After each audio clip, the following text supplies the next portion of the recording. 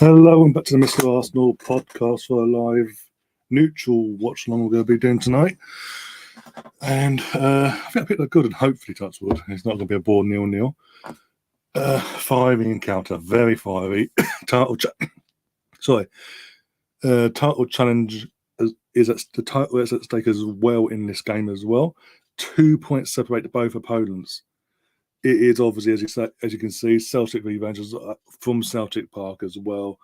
There's a showing, I'm watching it now. They're showing in images of obviously the lights showing. You've got flares, you've got everything going off there. It is gonna be a very hostile atmosphere of the Rangers players.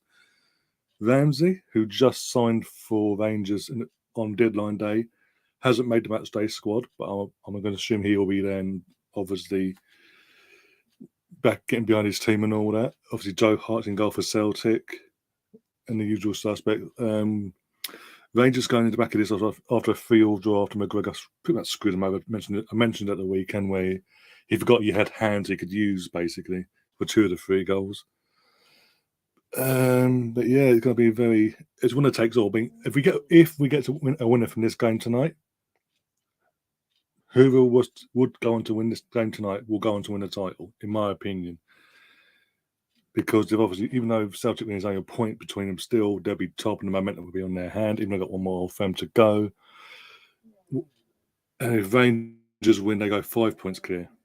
Teams are coming out the tunnel now, going into the pitch. This is going to be huge. Excuse me, watching the sound up.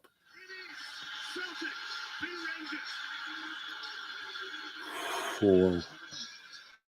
John Wayne's in the chat, got Grant McRoberts in the chat. Taib, how you doing, guys? Hope you're keeping well.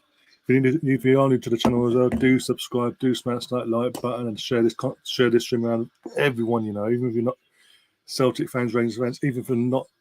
Obviously, I'm an Arsenal fan. You can sell.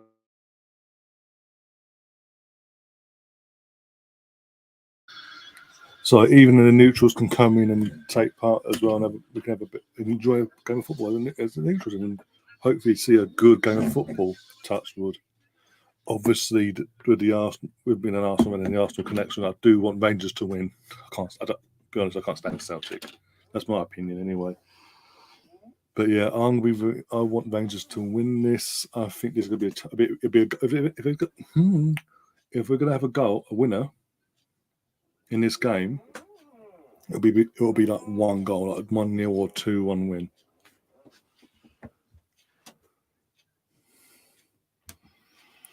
Grant in the chat saying Roof A. I can't remember sound. I used to play the Leeds, but yeah, Roofier, Kent, and Diallo are going to have a field day. Let's go, champs. We've got Ridgy in the chat as well. I'm another gooner of ours. How you doing, my friend? Well, also a bit before the game kicks off as well, we are going to have a bit of a go back to the Arsenal side of things tomorrow with an Arsenal-based stream, basically. Obviously, all due to one of them podcasts as well. Yeah, the Arsenal connections. But yeah, we will be doing a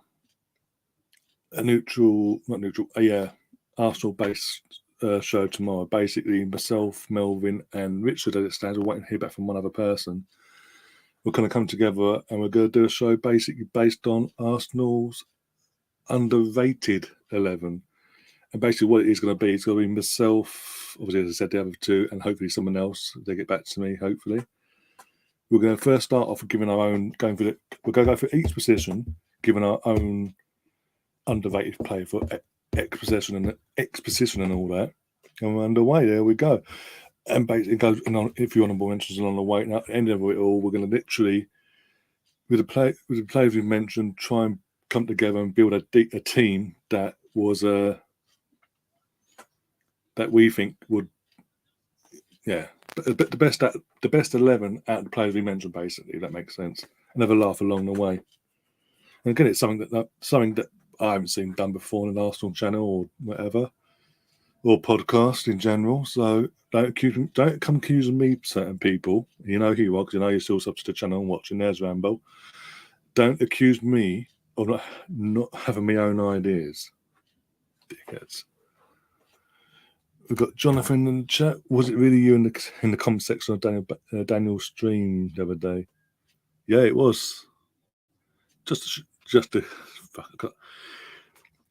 For him to have the audacity to do something like you've mentioned before, and then trying to delete and pretend it never happened, I purposely went in there just to poke the bear and see if he had the guts to do it whilst I'm in the chat. Got Ramsey watching from the stands. Yeah, I'll be honest, I was surprised the fact he went in there. I thought he'd be at least on the bench. Start from the bench, and if worst case, literally have something to sort of, if worst case happened, there's something to come on and give the fans and the outnumbered fans, but obviously plays a bit of a lift as well.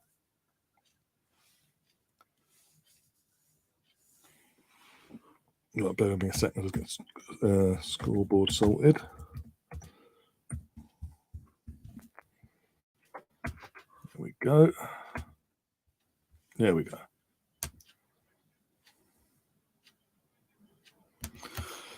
Are you friends again? No? Again, I've got no problem with him. He's the one who got a problem with me, clearly. So, well, I say he's got a problem. It's this. I clearly think he's just trying to cause YouTube beef, basically, just to get new viewers and new subs and all that, to get behind a YouTube beef between the two channels. I'm not for that, because if he truly had a problem with me, why only block me on one social media platform? Why have me blocked on one, but all the other platforms we follow each other on or whatever? Has he not done the same thing? So again, that's another reason I want to poke the bear, see what he'd do. See, I want him to have the guts to see if he had a problem with me. Say it. I'm there. Had the guts. Say it. As we know, he didn't. So, and in fact, he thought I had to go in and go, no, I'm not a fucking account. It's me. Hello. Oh my God, Celtic are fucking. Oh my God, Celtic. Rangers, sort yourselves out, please. Looking a bit wobbly here, Rangers on the defensive side of things. That was a bit too easy, if you ask me. Let's sort this camera angle out 1 second. That is because all these. That'll do.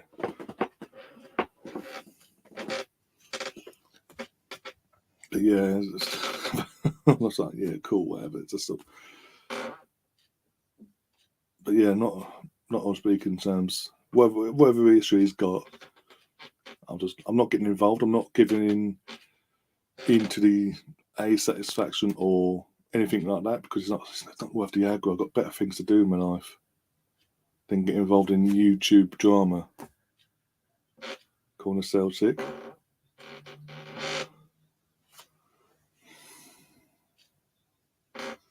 How are we all doing anyway? Hope you're all keeping well and safe. Well, let's see what we got from this. Oh, Kamara's down. Is that going to count? I think Celtic have scored. The goal's in. There was a player down injured. I think it was a coming together between the two players. But Celtic have scored. Again, piss poor goalkeeping. I know it's coming through a few body of players, but it's poor goalkeeping came from McGregor, in my opinion. He didn't even try. He just watched the ball go in. And then the lights all flashing all over the place. It's all kicking off. The ref the ref has been surrounded by players. I think the goal's going to count. Let's have a look. 1 sec.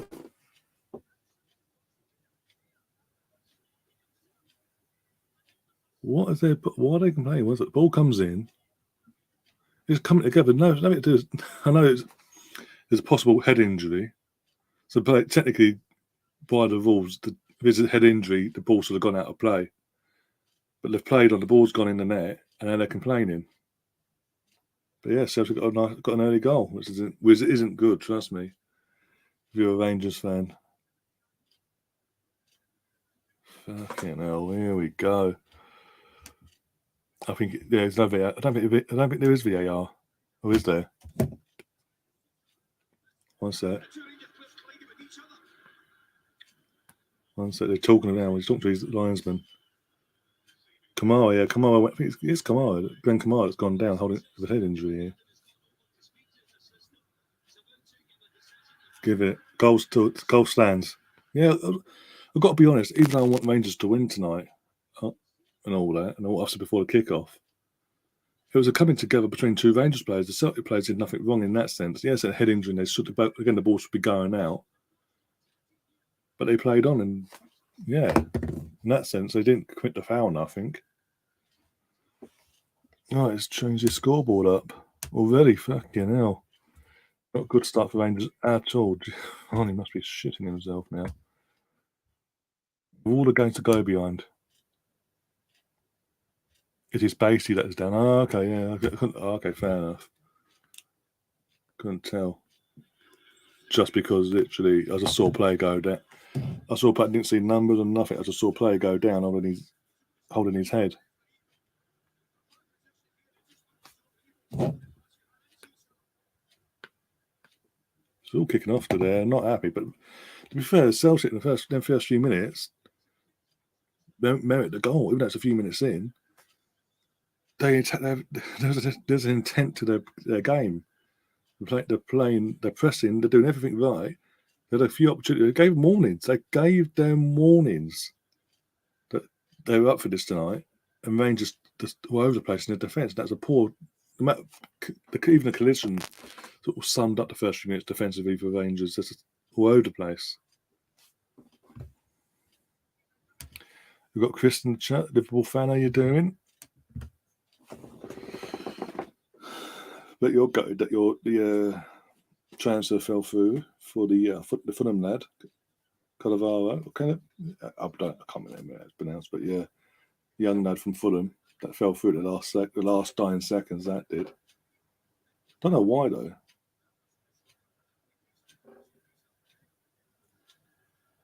Because surely all they'd have what to do is put paperwork through to extend their bit more time to get the deal paperwork all sorted. Surely. It wouldn't mind it was going back on loan as well, so I don't know. Here's what it is.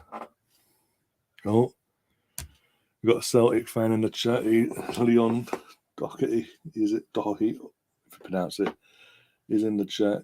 He's a very happy Celtic fan by the looks of it. Does not like Rangers. Welcome to the channel. Hope you're keeping well. If you haven't already, do subscribe, obviously. Because I can't remember if I turned this into a sub-only chat or not.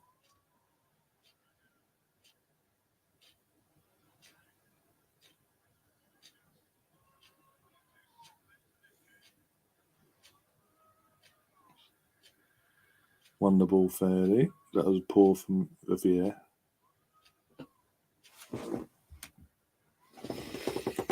Oh dear.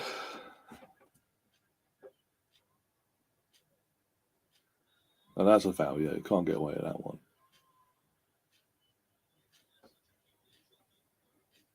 Again, there's another reason why I thought Rams would be on the bench. Just again, like I say, worst case scenario, if anything's going wrong, even if he's not, even if he's just on the bench at the start, it's a bit of a booster to the players. A bit of a fucking hell.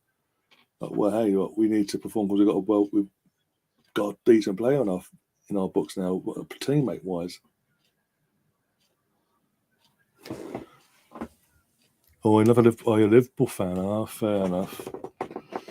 Well, Chris, you got a friend. There you go. Chris Nix is a Liverpool fan as well. Oh my days! But I'm Irish, so I love Celtic. Each to their own. That's fair. It is what it is. The best game to watch for us neutrals is this. Yeah, I don't know. Because again, back in the last season when all the games were behind closed doors, I did a watch along for the old firm, but I think it's at Ibrox when Rangers won 2-0, I think it was. And when Celtic was just absolutely abysmal last season. It was at the start of the season as well. And in that game, again, we're watching that game. We go back to that. We're watching that game, and you could tell the massive golfing difference between Rangers and Celtic last season already. Obviously, already played each other already. They played each other at Ibrox this season already. Again, early on in the season, like right near the start. Rangers won 1-0, I think it was. I think it was 1-0. The only reason I didn't cover that because it clashed with an Arsenal game. So,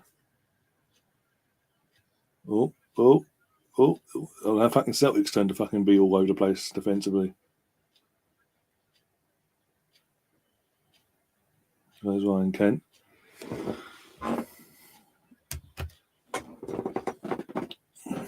But I like doing these neutral. I like doing the neutral watch-alongs as well, especially these sort of games like there, because of rivalry. It's unmatched in Britain.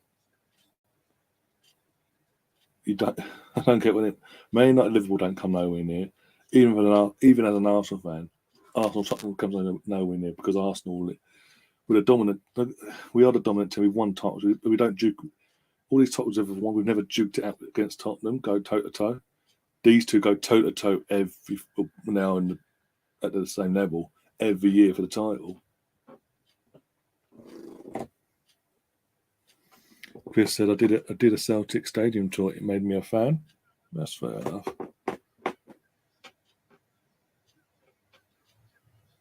As I said, it's an instant iron. Again, it's a neutral thing, isn't it?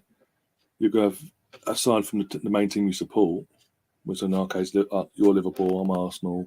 There's a few obviously United fans as well. There's a channel subscribers to the channel that come in every now and then.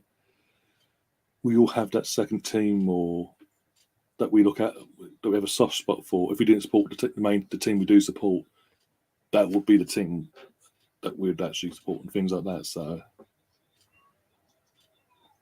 I've got connected to both clubs as Rivalry, Charlie Nicholas, Kieran Tierney, Giovanni Van Bronckhorst, and Nicola Teta.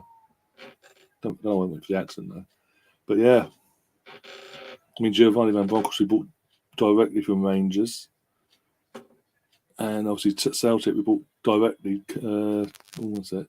Kieran Tierney, and I think now Charlie Nicholas came directly, I believe. We went to them, one of the two. I think I went back to him. Yeah.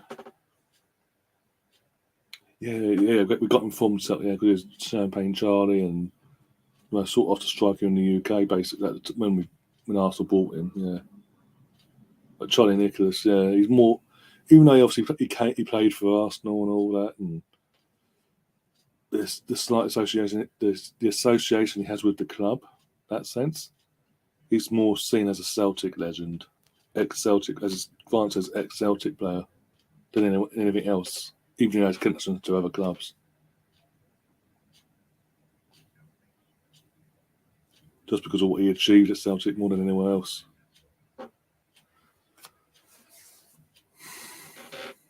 We got him in the back end of his career. Yeah, because literally he came to Arsenal. He's just never worked for him. It never worked out for him, did it? Like properly. Ian might also play for Celtic. Yeah, I think Celtic was his last team he played for. I think he went from Arsenal to West Ham. I think now because I really remember again what years ago.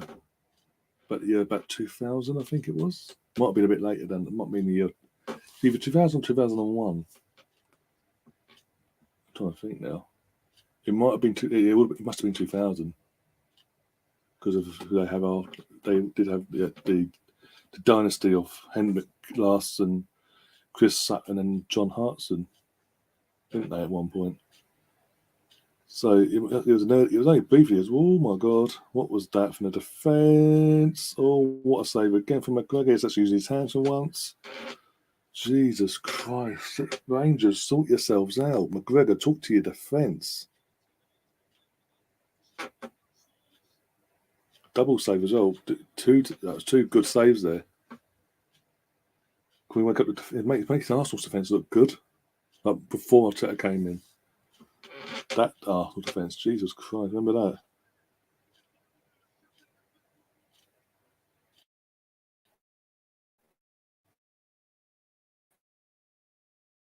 Get back. Come back at us.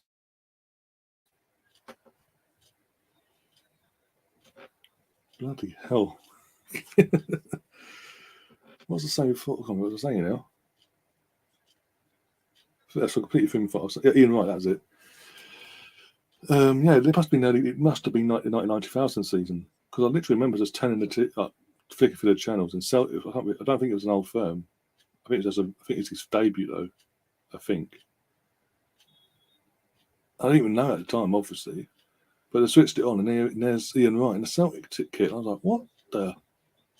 I think that must be. I think that was his last club he played for. I can't remember. I don't hold me to it. Can't remember if it was before he went to Burnley, or Burnley was the last club, and he went from Celtic to Burnley. I honestly can't remember. Yeah.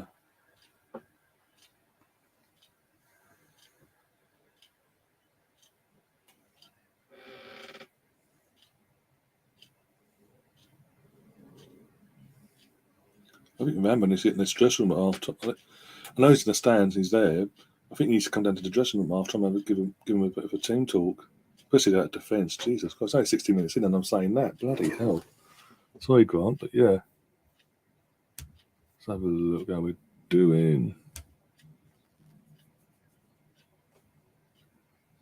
Oh.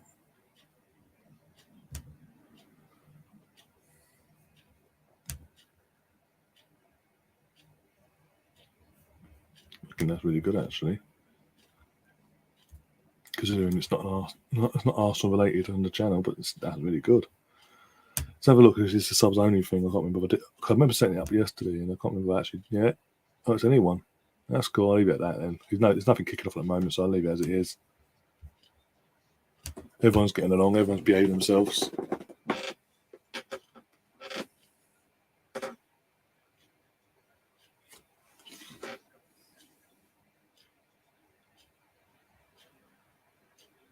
Oh, Celtic again. Ooh, what a save again. What a save again from McGregor. For once, he's actually using his hands today. If he'd done this on Saturday, Celtic Rangers wouldn't be in this problem of having to win this game. Celtic, that's a poor header from the set for number 11. Who is that? He's offside anyway, but yeah, missed time his jump and flung his head into the top, hit the ball hit the top of his head basically and spun out. Oh yeah, he's way offside.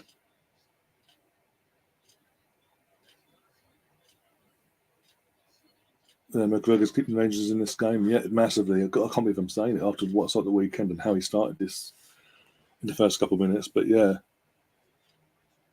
that's three huge saves he's made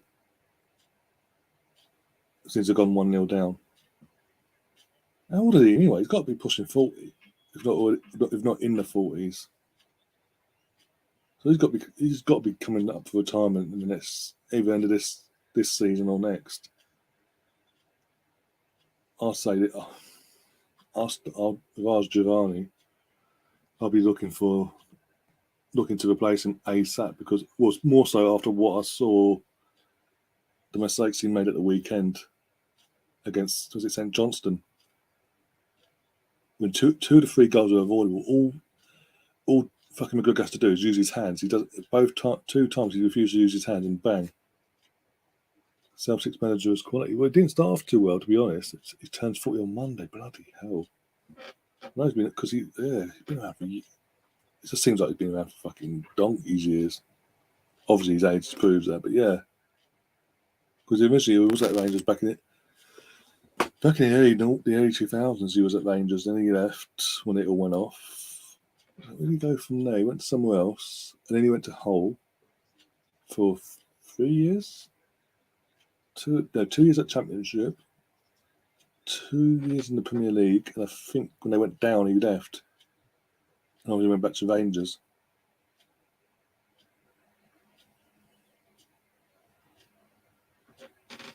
But yeah, the Celtic manager took a while for things to get click into place for him, because obviously he inherited the mess that Neil Lennon and the previous setup left behind from last season.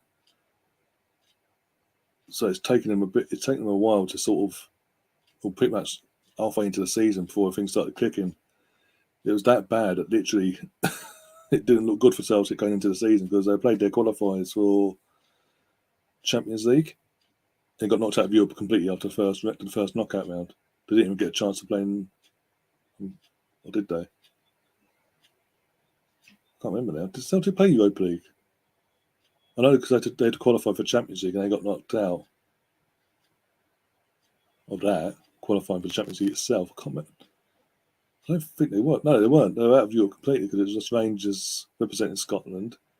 Then you have West Ham, Leicester from the English side. Grant is saying in the chat, I wish we had a Weir, Popatch, Whittaker in a defence. That would have put the defence. That's going back a few years. Bloody hell, yeah. Again, it's going back to the early 2000s. Oh, Conor McGregor's been booked. Yeah, that's going back a few years as well. That defence.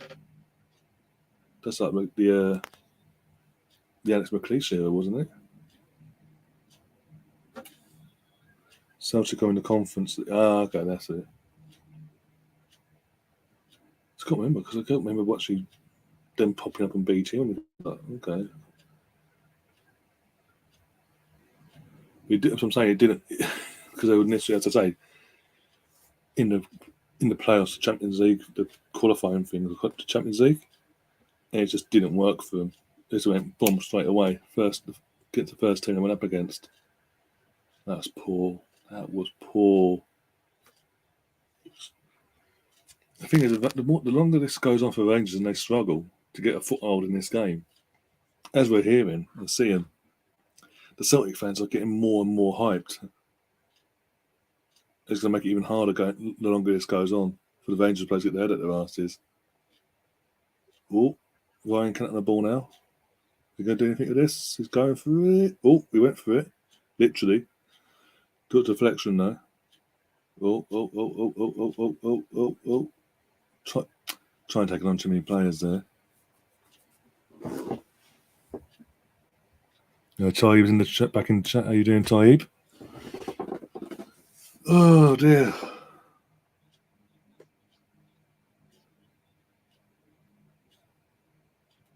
Yeah, back in the days before what happened with Rangers happened, the SPL, even though it was always duked out between these two, back then, like it's going back that way now. It always 9 times out of 10, it'd always go down to literally the last game of the season. Once in a blue moon, the league will be wrapped up a couple of weeks in advance. It was 2005. I think it was 2004, 2005. I think it was one of the two. It went down to this particular game went down to the league wise went down to the last game of the season. Celtic, I think, were top on going into it, and all they had to do is basically win. That's all they had to do. They dropped points. Rangers had to take advantage of it, basically, and Rangers did, but literally they won their game, and Celtic dropped points. Literally, I think they drew their game, so Rangers went on to automatically won the title by, I think, by 2 points in the end, or a point. And that's under McLeish. That was back when they both shared shirt sponsorship in terms of they both had Carling making their kits, being the shirt sponsor. Nike was making the Celtic kit, and I think it was Umbro. I think now. At that time, it was Umbro making the Rangers kits.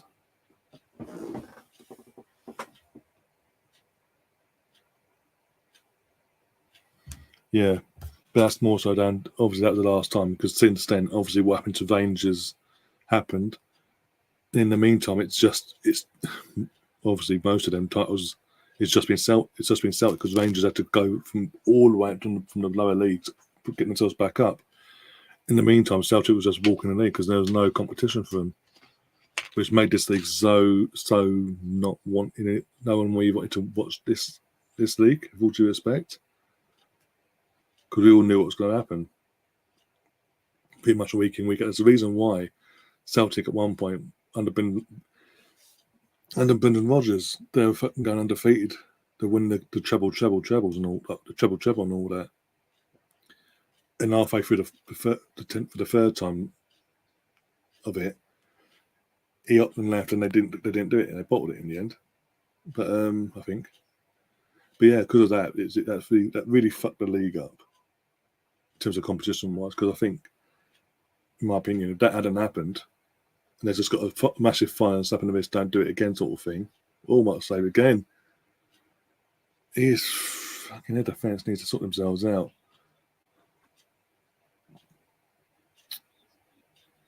Yeah, but yeah, I was saying, if that hadn't happened and they just got a slap in the wrist, a fine and all that, saying that for that particular season, the points a 6 point or 9 point points deduction to build on, to sort of gather back. Apart from that season itself, all the other seasons we've meant from, what was it, the 11, 12, that's 11, 12, yeah? So 11, 12, the 12, 13 onwards would have been literally going down to the last day again. Literally, we've been seen. And again, last year, when it was done, wrapped up in weeks, because Celtic were just fucking poor last year. No matter what, for some reason, they just switched off and it just weren't working for them domestically or on the European stage. And Rangers took massive advantage of that, and fair play to them.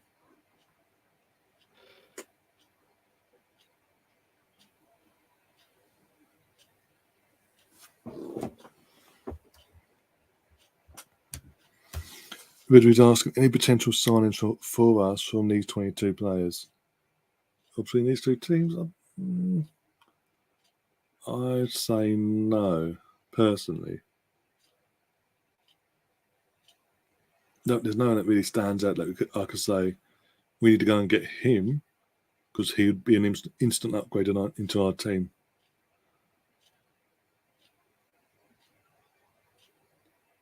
Ramsey, you can't count Ramsey because he's alone.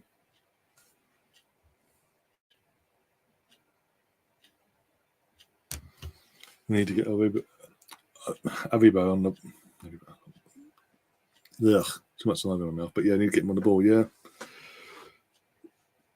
because every time you attack, you're literally the first point protocol is getting it to his football. Is he in a chat? I can't see his comments on the screen. Is Brownie actually in the chat? You just wandered me up because I can't see his comments on the screen. My end.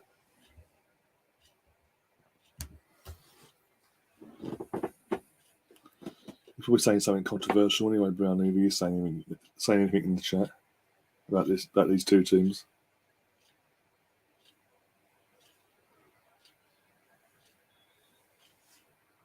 Yes, Rangers are struggling, man. They need something. They need to get to half time as it is, basically. Best case scenario, really. Another goal in this game. Another goal for Celtic, and this game's dead.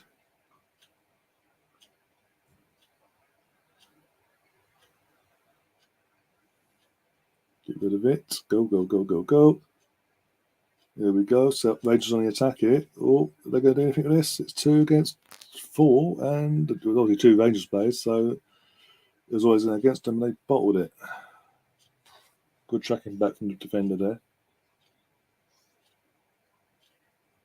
Brownie is in his own world, Ryan.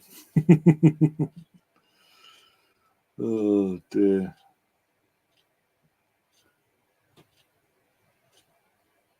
There was a huge chance of a counter attack, and literally only 2 players attacked for Rangers. Everyone else sort of sat back and hoped they didn't hope for the best they didn't get countered on.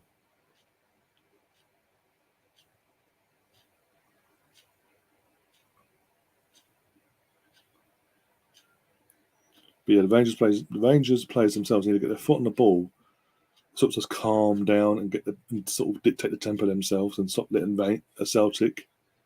There's so much to this ball.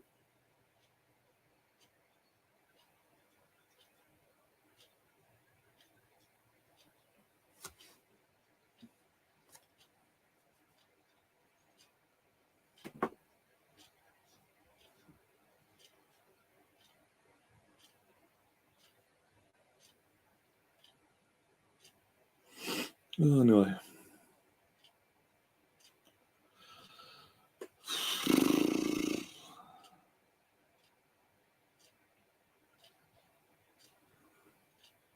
Oh, it's got a I mean, it's trying to force it backfired there.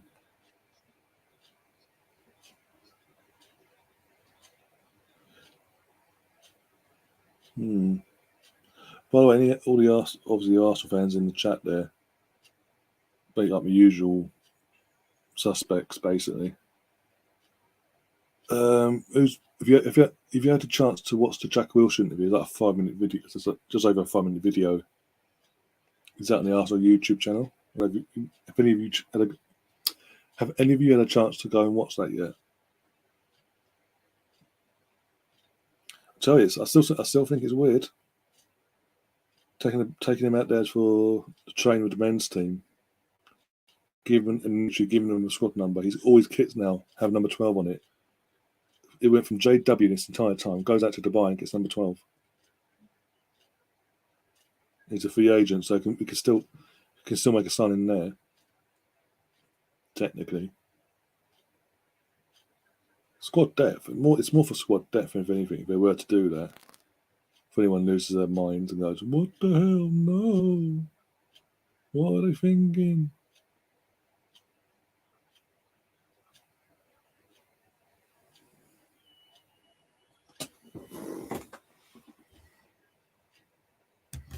Remember McGregor played against us in 2014 FA Cup final? Yeah. Thought he was a fucking Billy Big Box as I went 2-0 up, didn't he? And Santi Cazorla put him in his place. That goal, that free kick from Santi. Oh, there you go. Rangers' first shot on target. That took him 32 minutes. So he's in the first half, but it was a tame shot. It's easy for Joe Hart to sort of keep an eye on and collect up. But yeah, remember that Santi Cazorla's free kick. Jesus. He was getting no goal. Yeah, no Scottish goalkeeper was getting anywhere near that. All due respect, and I know I'm part Scottish, so I can technically say that and get away with it, sort of. We've got Lindsay in the chat, Lindsay Brown, saying, "Come on, Rangers." How you doing, Lindsay? Hope you're keeping well. New to the channel, do subscribe if you haven't already, and smash that like button. Grant is also saying we missed Helander. Again, sorry. At the back, yeah, it's look. You can see just every time it's Celtic attack, every single no matter where the attack's coming from, the defense is like, basically, it's not good. And as I said, they need to get their head up their arses and get themselves into the game here. Get their foot on the ball and dictate the tempo. Don't allow, even though Celtic are at home and all at Celtic Park, don't allow Celtic to do what they're doing.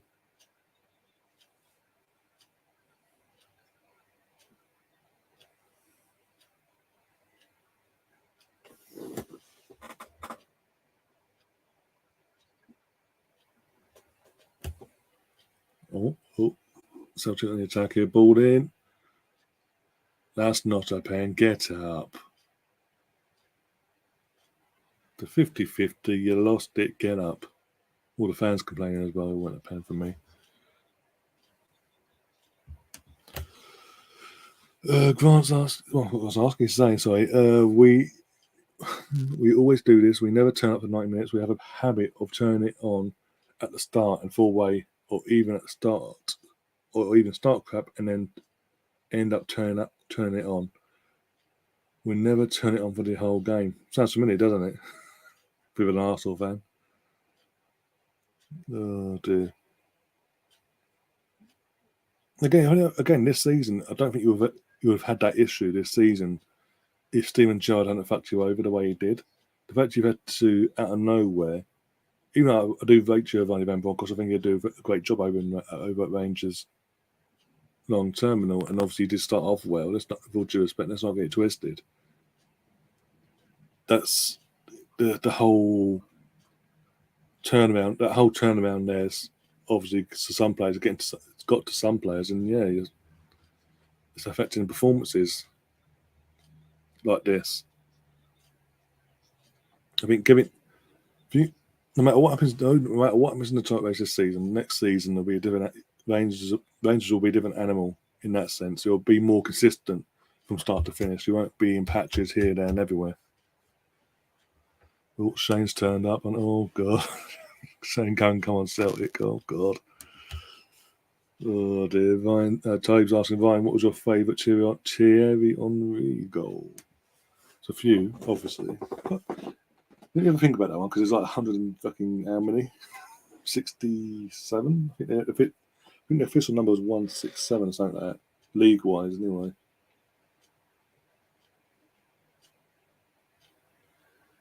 Oh dear. What was that? It was 167 altogether, wasn't it? It was like 136.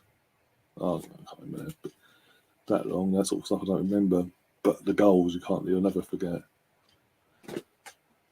One of my favourites. I don't want to say it's my ultimate favourite. But one of my favourites was his goal against Charlton at Highbury in the 04-05 season, when he literally had the back. I think Vez just sort of. I think it's Vez. Like pinged the ball to him, but it's a pass, but it sort of pins it to him. But he's back. His back's to goal. His back is to goal. Sorry, I think he's got Quinton. Yeah, I think it's Quinton Fortune, literally man marking him and literally humping him from behind, basically. And for a brief second, Fortune jumps up in the air for some reason, and Henry just goes and literally gets the ball and backheels it, drags it and backheels it into the goal from like the most acute of angles. One of my favourites, just because only he at that time could have even attempted, not just pulled it off, but attempted it in that time as well. And obviously, I think this was before the debacle of Old Trafford as an handball. But anyway, imagine what the ref decides to see there. Take your time. Just take your time, Rangers. Build it up slowly. Someone get open on the wing. There you go. A bit of space. Take your time. Well, there's no one there. Hell. I was automatic this season for the league champion because that's really hacked me off. Even as a neutral, that's really sort of hacked me off over the last how many years. Because the Champions League is called the Champions League for a reason. And out of nowhere, for about a good few years now, the champions of Scotland have had to go through qualifying, like not even just at the last qualifying round, like literally like the start of the qualifying rounds for the Champions League. I never got that. Like, what's the fucking point? So yeah, that's interesting. At least then you're going to have a fucking team going to the Champions League in that sense.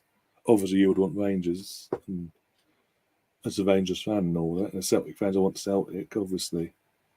Bit of an incentive there. Fucking, no wonder Celtic got their asses in the last few months. Then, Jesus Christ.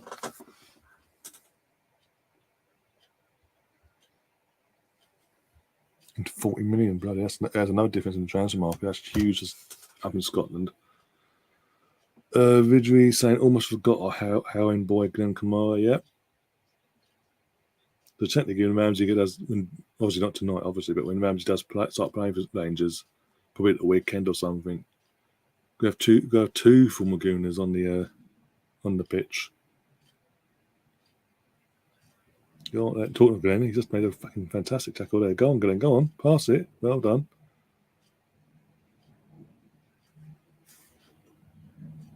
They do need someone in the box because it's literally like two players against. It feels like 11, but obviously it's like 4 or 5. You got no support there. Poor kid.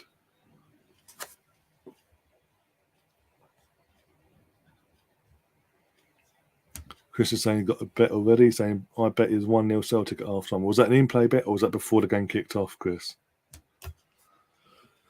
It's because Grant is saying, the reason behind why you've got the automatic spot now for the Champions of Scotland. One sec.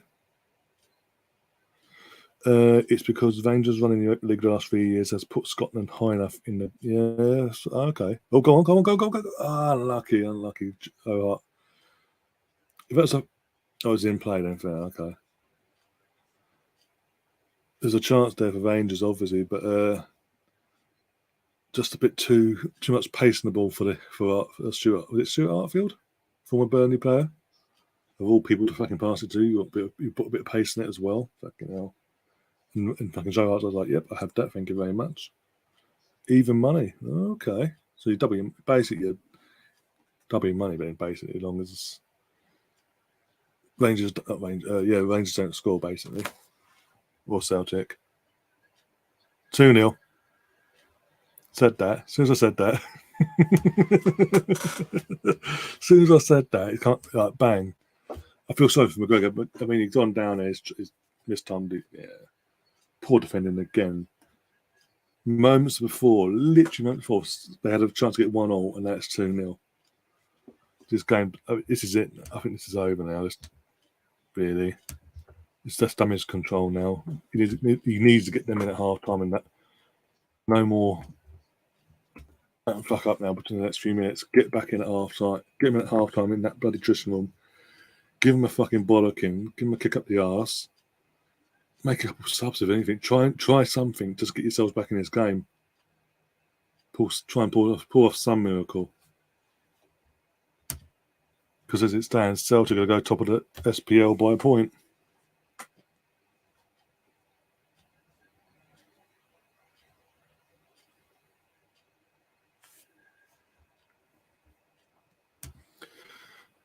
Great finish. Yeah, I can't really sort of say it was a tapping or anything. I was not give it the credit it deserves from Rio against Rio, but hat trick as well. But it's just poor defending there. And then they allowed him to get the space, and so I had the space and create a chance there to get the shot off. There's only so much McGregor at any age can do. He's kept him in it at this point, so to be honest, it should be 5-0 if you include the three saves that the three big saves he made early on in the game after going 1-0 down.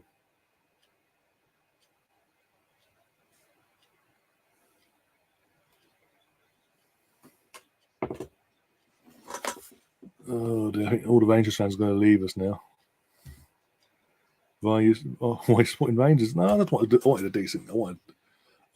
decent contest more than anything, just because I don't want these sort of games to just go one-sided and be drib jabs, and then you guys don't. People, even new people that come across the stream will go, "Oh, it's that score," and then they switch off straight away. If that makes sense. I want it to be close and exciting and all that. You know what I mean. If it's a neutral, what? Oh my God, it's 3-0. Where's the defending? Celtic are winning this league. Oh my God. They're going to win. They're going to point clear of the title race, and they're going to go. It's going to be with 1-0 firm to go as well at Ibrox. Jesus. That if between now and the last Old Firm of the season at Ibrox, if between now and then these two teams keep going, it's like a point going into that game. It's made that game even.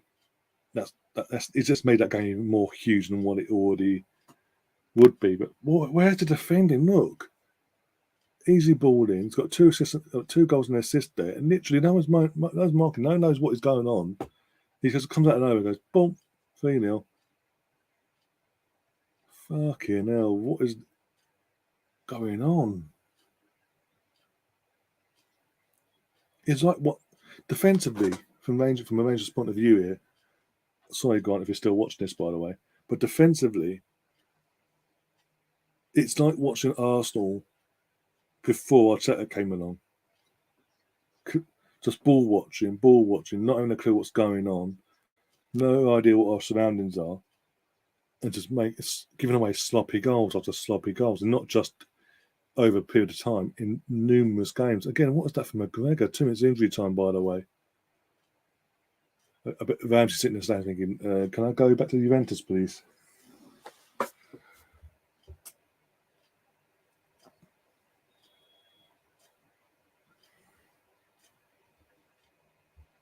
Shane going, ole, ole, ole. Even Chris is like, wow. Grant's asking, can Giovanni and Roy McKay come on and play do better than the bottle jobs on the pitch? Mate, I mean, again, he's fucking. Everyone's forgetting. Everyone's got to remember as well. Giovanni Van Bronckhorst, he played for obviously Rangers back in the day before he came to Arsenal. He knows what this is all about.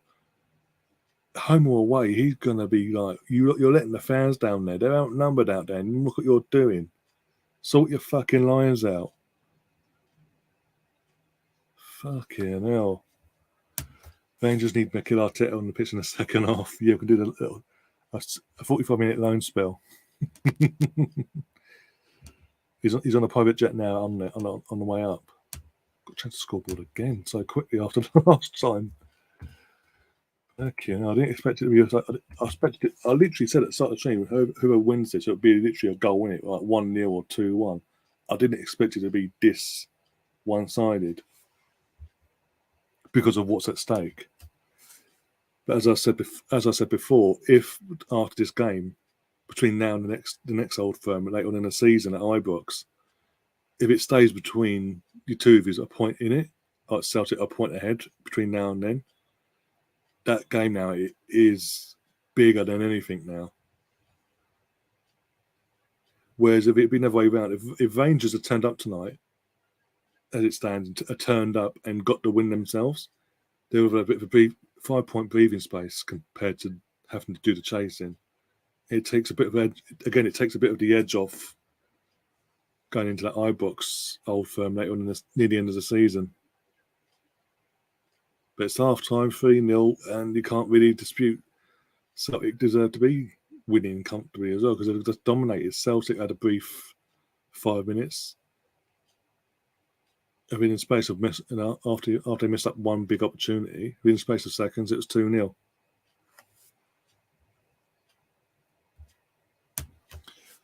The mentality has gone since Gerrard left. This is embarrassing. I think it's more. I think it's again in terms of the winning mentality. I don't think it's. I think it's that. I think, as I said, if it had been a change of managers during the end of the season, going into pre-season and all that, I don't think you're having this problem.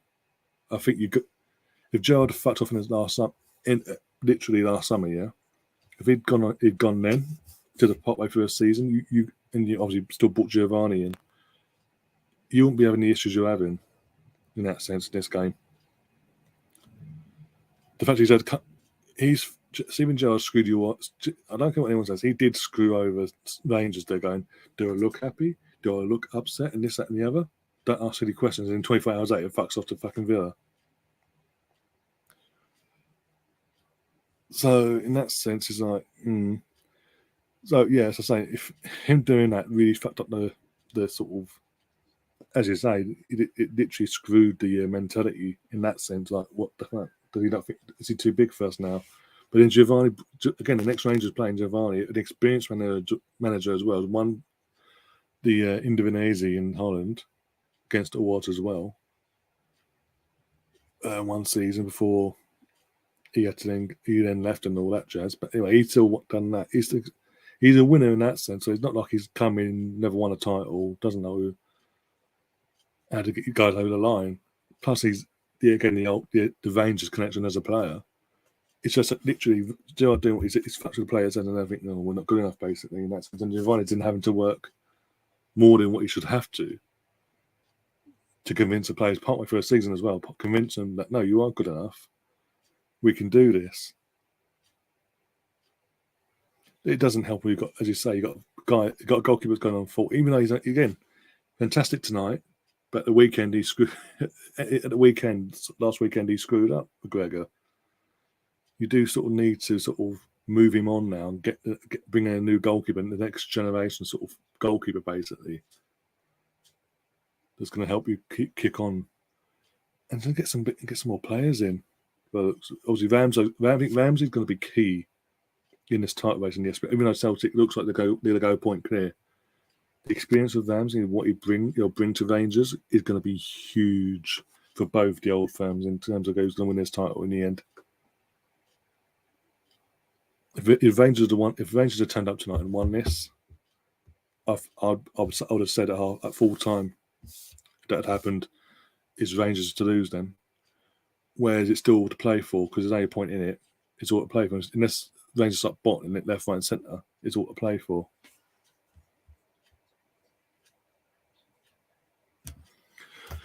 We haven't turned up since the winter break, and I think again that because of the fact that it was brought forward a couple of weeks, wasn't it?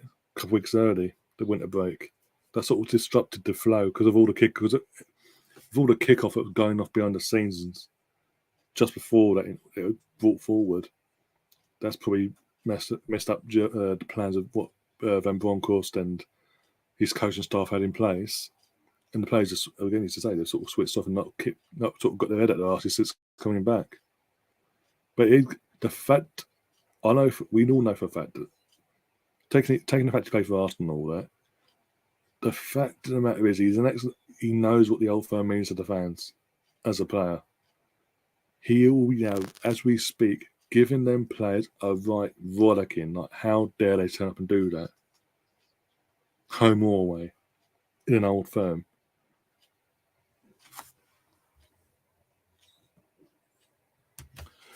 I think last year the empty stadium suited Rangers more in their title win. I don't think it was that. I think it was just the fact that Celtic, they just switched off last season for whatever reason. Straight from the off, it just never clicked at all really for Celtic last season, and Rangers benefited and didn't knock back really.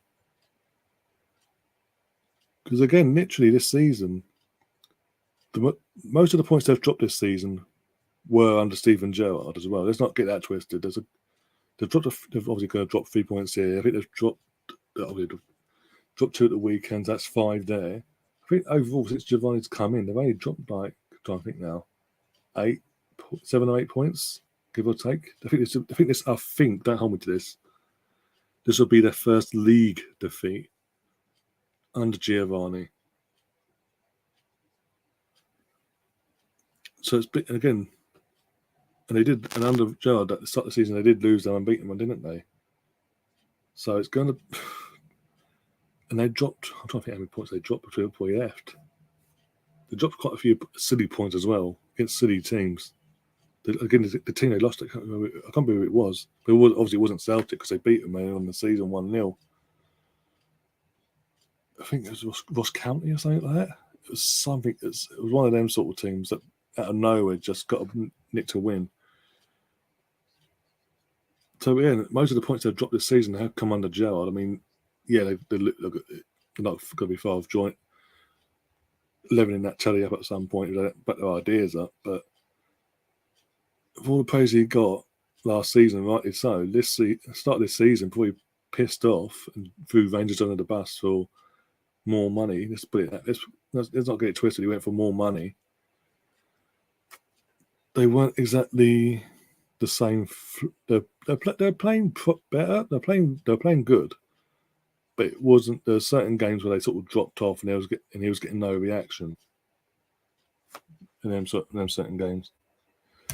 Got Stefan in the chat. He's a happy Stefan, and as a neutral, he's very happy. Grant saying these problems have been there all season, even the first 2 years under Gerrard. Even in the cups, our players aren't cutting it. And yeah, again, who did he get knocked out to in the?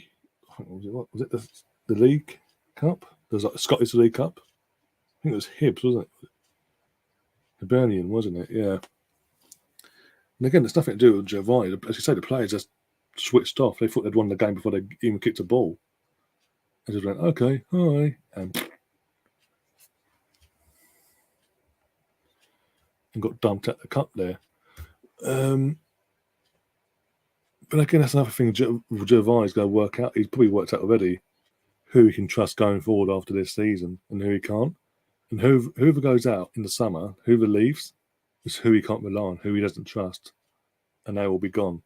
And he'll get in people that fit his system and that he can trust.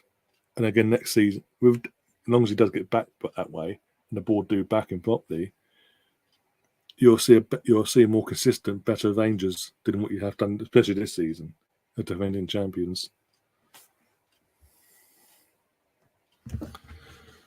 Oh, come on, let's ruin it, don't they? Wonder if you'd done that if I'd made it a sub-only thing, love.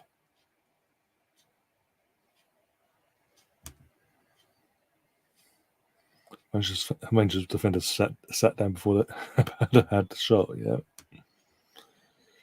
No penalties tonight. Nothing yet. No penalties yet. Probably tried claiming for one, but it wasn't a pen.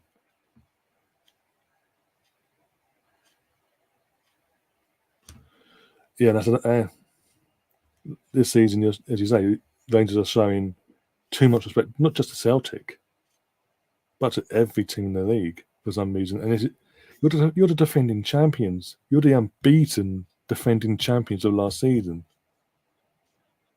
Surely it should be the other way around. And there's something at the start of the season, Gerrard, for whatever reason, wasn't getting through the players' heads. And I think but him doing what he did partway through the season, it screwed up even more. It made Giovanni's job even harder. But I do think he's the right man for the job going forward, long term, if he's backed. But as I say, because it does look like Celtic can win tonight. As long as it stays either as it is end of the night, as in a 1 point difference between the two teams going to the next Old Firm near the end of the season, I do reckon that's the game that will obviously decide the title. So if Rangers can win that, they'll just nick it, basically. And obviously, if Celtic win it, they'll win it. It'll be that tight still. It won't be like a walk in the park like we saw last season, or the season before.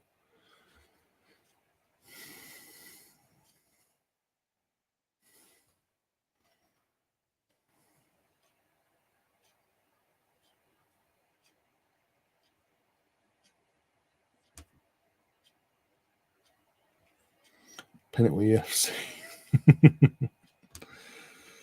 The only decent watchable fixture in the Plumbers League.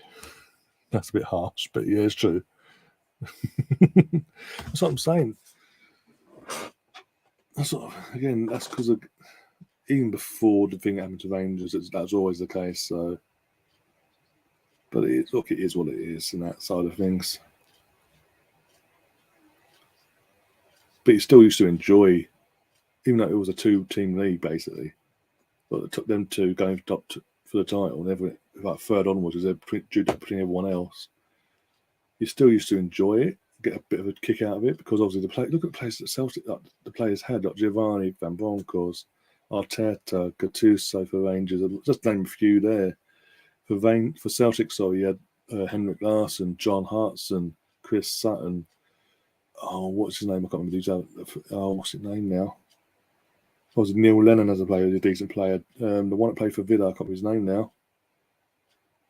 Went off to Villa and then obviously became ill and had to retire. I can't remember his name. I'll come to him in a minute. Petrov, that's it. Stilian Petrov. Yeah, look at the players they had back then.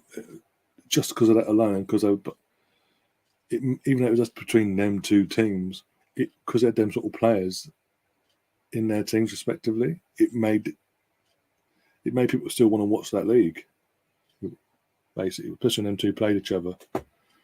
For the previous 9 seasons, yeah, that's what I'm saying. The season before and the season before, this title will still go down to the literal wire, in my opinion. But it's going to be just after again, depending on how Rangers recover from this. If they get their asses and kick on and keep themselves in the title race and keep themselves within a point of Celtic going to the next Old Firm near the end of the season, that Old Firm is, no matter who wins that, is going to decide the title. Sorry, stating the most obvious thing there, but because of where that Old Firm will take place, there's not much breathing space between that and the end of the season to recover from it, basically, for the losing team. Walter Smith would be getting rid of the lot. Yeah, he would be. And I think Giovanni. I think you'll get the same from Giovanni as well, even though he's not Scottish. I think that's it again, because he is an ex-player for Rangers. He's played in these Old Firms as a player. He knows what it means to the fans. He'll be giving them the way Rangers have turned up tonight. He would have been giving them the biggest bollocking in that halftime team talk. Boy, They won't know what's hit them, basically. He doesn't, Giovanni doesn't strike me as a nice sort of manager when things are going wrong. Katie McCabe is a Celtic supporter. Well, she is Irish for a start, so that does help. If basically, again, not trying to generalise Irish people, but if you're Irish, basically you've got two choices: Celtic or Man United, basically, growing up.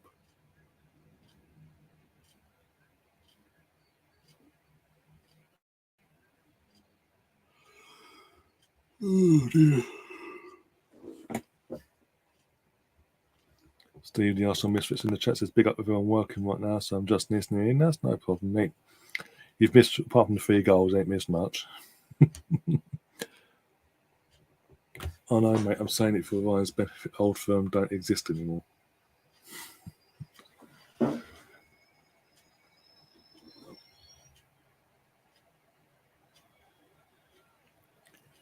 Is this a... people ask me opinion, Stefan.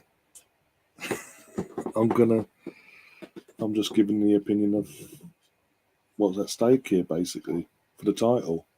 Not a Rangers fan, not a Celtic fan, an Arsenal fan, as you know. Winding me up, so I'm now responding. All fast from Junior. Don't know if he's a sub or not. Rangers have more fans in Northern Ireland. Yeah, fair enough. He's made all 3 subs in one hit. He is not happy. Jack, Sakara, and Balogun have come on. Jesus, he is not happy. He's acted.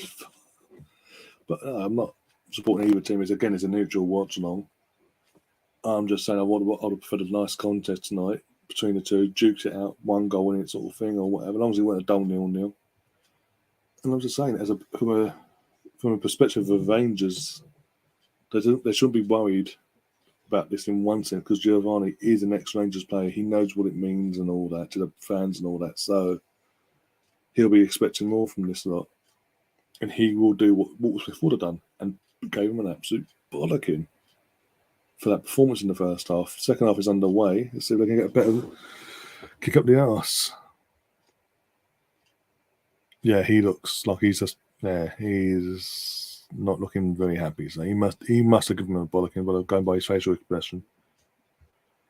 Got Frank in the chat saying 3-0. Big up Frank. New to the channel, I'm shooting can't see you before, so do subscribe if you haven't already. And I hope you're keeping well, my friend. Slipping you. The thing is, I actually knew who you're on about when he said that as well. I don't know why Balogun wasn't starting base. Basically ain't even a centre back, and we played him at centre back. No, I don't know. You have to ask Giovanni. The media have to ask him. Another reason why I'm talking about Rangers, Stefan, as well, and trying to sort of calm them down and sort of it's not the end of the world, even though they are losing a derby game, obviously, away from home. It's because I've got Rangers fans in the chat, okay?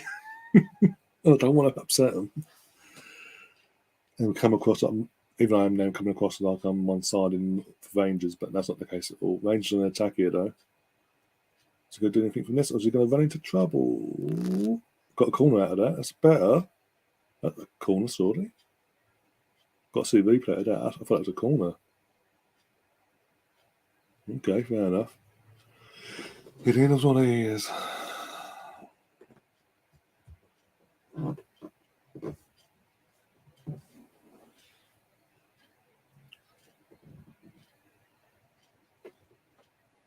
How are we doing for the numbers anyways? Have a look on the old YouTube side of things. How are we doing over there?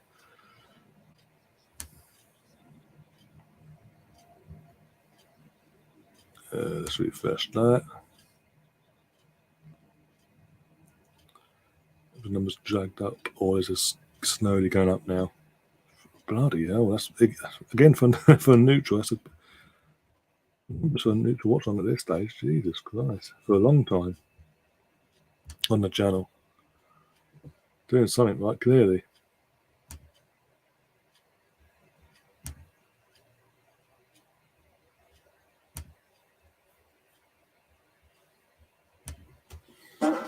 Yeah, better than score against Arsenal in pre-season as well. Well, obviously under Gerrard, obviously. The Von Balogun scored in pre-season. Oh dear. Saying that Celtic in the attack. Oh, well defended there. Can you get rid of it? No, we'll let Celtic come at you again.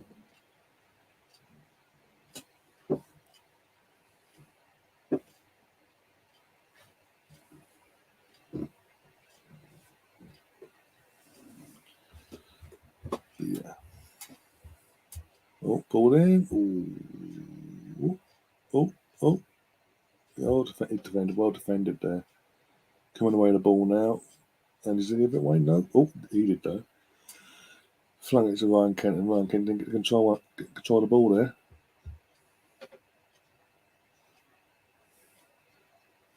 Big up John Wayne, still in the chat, by the way. Howdy, John Wayne. Howdy, Barney. What was that? Gotta say, what was the fucking captain doing there? The Rangers, fucking idiot. Oh dear, but no subs from Celtic, by the way. It's literally all the subs came from the Rangers. But it's all their subs. They've got no subs left now. He's just gone all out and basically the fact he's gone like that, as I said before, as a second half getting underway, that shows how getting pissed off he was. Didn't show his face, and you could tell. Yeah, you could tell by his body language. He'd given them a right good rollicking.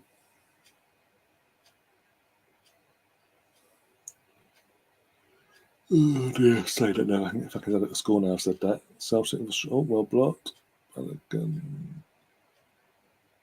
Well defended. Well, don't say that. Well, he did his job, and that's for fucking number 17 that's gone. Ooh. Fucking Rangers for back in this trap again. They're doing what they did in the first half. Or got the ball, we'll clear it and just let you come back at us again. They're just not getting into this game at all. Sorry, Grant, by the way, for saying that, but still.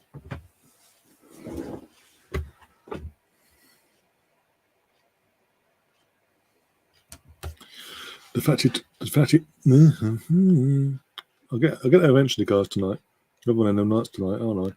The fact he took Brasic off shows he ain't scared to take you off because Barisic never gets hooked off.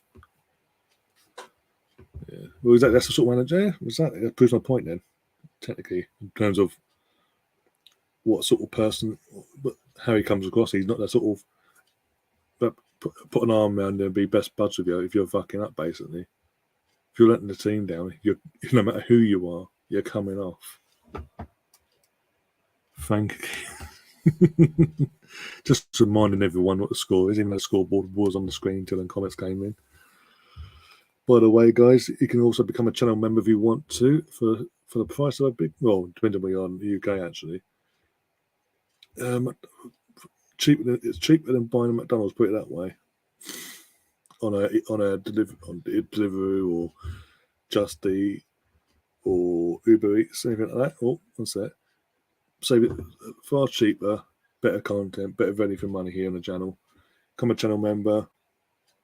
And yeah, you got all the benefits you want from the channel. It's all listed basically, and there's a few other bits and pieces that when you become a member, I'll then tell you there's other benefits to the extra perks basically along the way.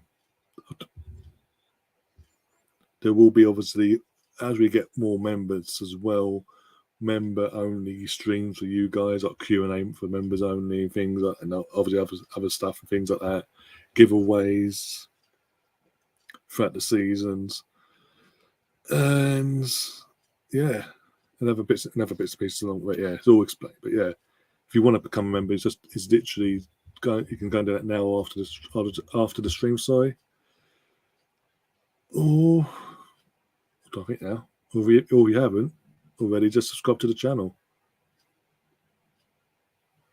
Either way,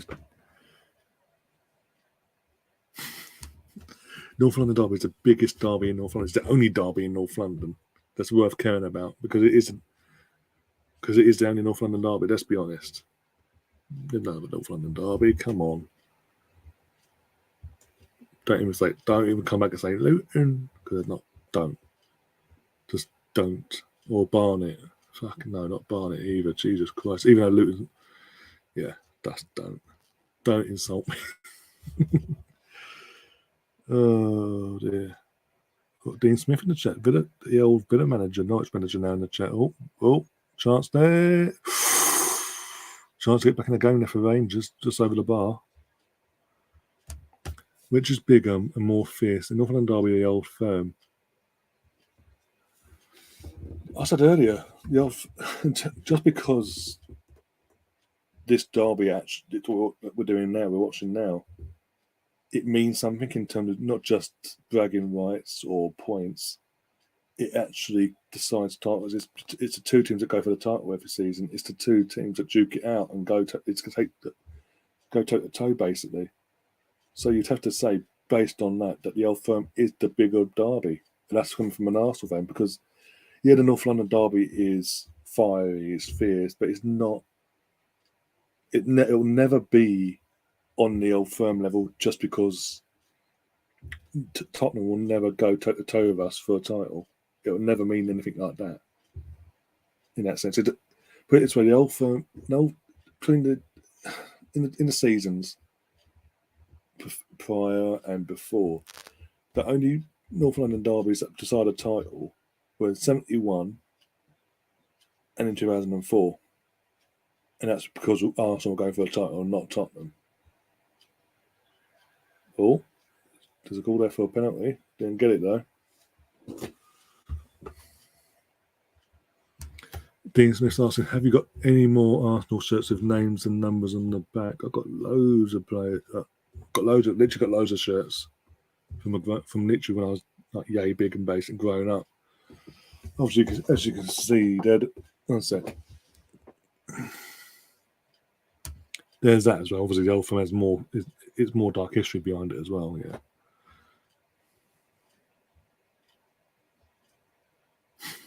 Frank, I'm being nice to you tonight, so be nice back. And I need to have a dig at Arsenal. I dig at Spurs, all you like, but not Arsenal. Come on, that's on North London. Who really cares about Arsenal? Be even worse. But this is the thing. North London derbies only become, in terms of the media side of things, from a fan's perspective, not Arsenal v Tottenham is a team that game we looked out for North London derby, not for that's going to decide the title. I think it's just for bragging rights, really. Just even when we were at our best and going for titles ourselves, it was just solely to rub salt in the wound on each match day, home and away, and come away the most points. And the cherry on top was if we'd won a title that season, or got the league title or FA Cup or whatever.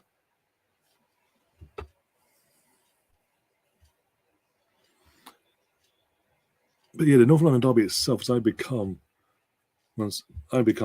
popular in the last, I think, since 2006. So they go back to the 05-06 season because Arsenal fell off and Tottenham sort of upped their game a bit and went from being a relegation foot up, fighting to survive, to propping up, jumping up the league. Sorry. It's only become that because the TV companies and the media got hype it up more than what it is. They make it out some massive title deciding thing. Again, the only titles that have been decided on the North London derby was 71 and 2004, and it wasn't because Tottenham were going for the title either. It's just because Arsenal, out of the two, there's only one team going from them titles. It was Arsenal. Put it that way.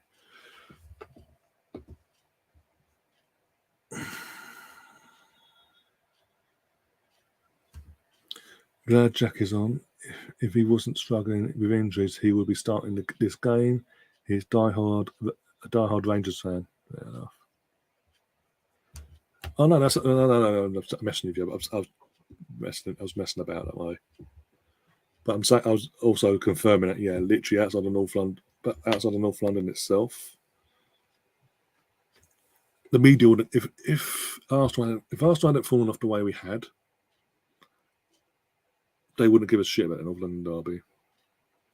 If things had stayed the way they had been, in terms of us going for titles, competing for the titles every season, and Tottenham just around the mid-table to relegate bottom half of that, literally surviving relegation every year. If that had stayed the way it was, the TV companies and the media wouldn't give a shit about the North London derby, what they try to do. But to put it this way, put it bluntly, North London derby would not pretty much every North London derby nowadays is on either Sky or BT every season. Yeah, that would not be happening if things had stayed the way they had been, and us going for the titles and them staying where they were,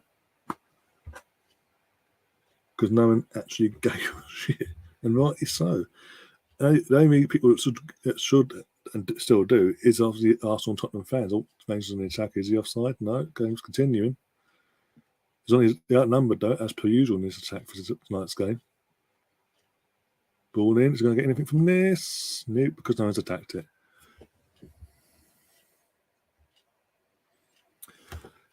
And when Arsenal were really, really good back in the day, Wenger just wanted to beat Ferguson and Mourinho and the Moronic United. Yeah, that's the thing. I mean, in terms of the North London derby itself, the fans looked out for that fixture just for bragging rights. That's what I'm trying to say. We looked out for the fixture just to. That's the date we're going to go there and beat them, and push on towards our title charge, basically, or whatever, or push on towards the title itself. Or in 2004, we didn't know that was going to be the game, but obviously when it came about, boom, don't lose this, stay unbeaten. We win the title on their turf. That really rubs salt in the wind.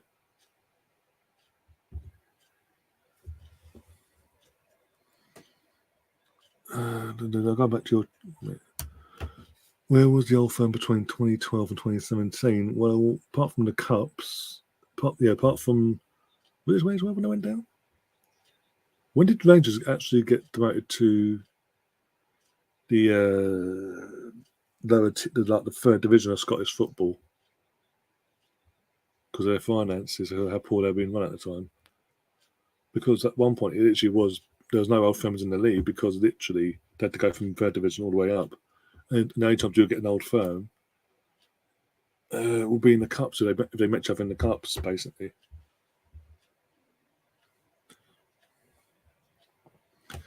But in terms of so going back to what I was saying about Northern Derby, actually back then the only people that really looked out for that fixture, and not in terms of it's a key thing in terms of going for competing for a title or anything like that. It was more of a, as I say, bragging rights. We're going to punish them again. We're going to do this. We're going to do that. And then a few changes here. Forest and Media has gone on, and I can't pronounce his name. Arab have gone off the Celtic, but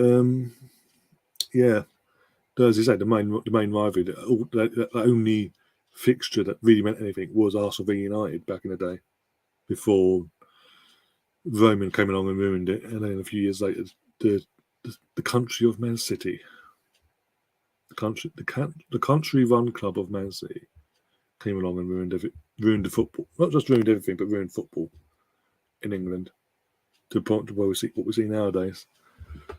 Can you show me your Arsenal shirts for me, please? I can show you some. I can't show you all because they're literally it's a lot of hassle to get to, put it that way. But yeah, I'll show him a set of the two behind me that are signed and hung up. There's one out there, there's one outside as well, outside this room, hanging up on the wall as well. But I can't show you because obviously it's dark and nice. So it's a lot of hassle moving everything about.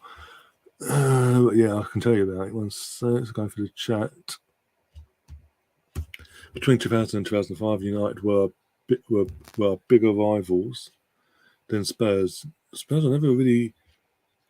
Again, I don't think it was cast as rivals now in that sense because Might be arrogant of me, but yeah, because they ain't won nothing. Because how I see it is even when Spurs have been at their best in recent years, they haven't won anything, and we've been at our worst in recent years, and we've still got over the line. We've still got to Wembley and won trophies, be it FA Cup or not. We've still gone and won it a few times. So I still don't class Tottenham as a rival in the sense of competing for silverware, for major honours. They're a rival in the sense of they are next door neighbours. They are fierce, nearest rivals in that sense. Apart from that, call me arrogant, but still.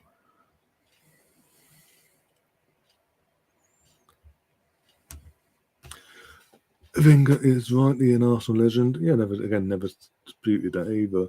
And he brought so much to British football, and he played a beautiful game the way football should always be played. And we will see a Wenger statue at the Emirates hopefully soon. Not just a statue, name a stand after him. Either the East or West Stand, name that after him as well.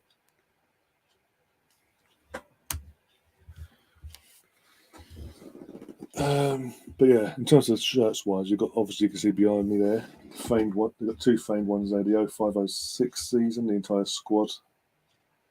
And manager have signed that from the 05-06. That's like Wenger, Flamini, Lundberg, Cesc. I can see Cesk's signature already. Senderos, trying to think. Got Ricardo Toure, got Bergkamp, got Henri, got Jose Daniel Reyes, Pires, Lehmann, Almunia, yeah. Ashley Cole, because Ashley Cole's because there's three. There's others. There's like the entire squad, but there's actually like large all over the place. Feb, and the one you see, the 89 shirt you see.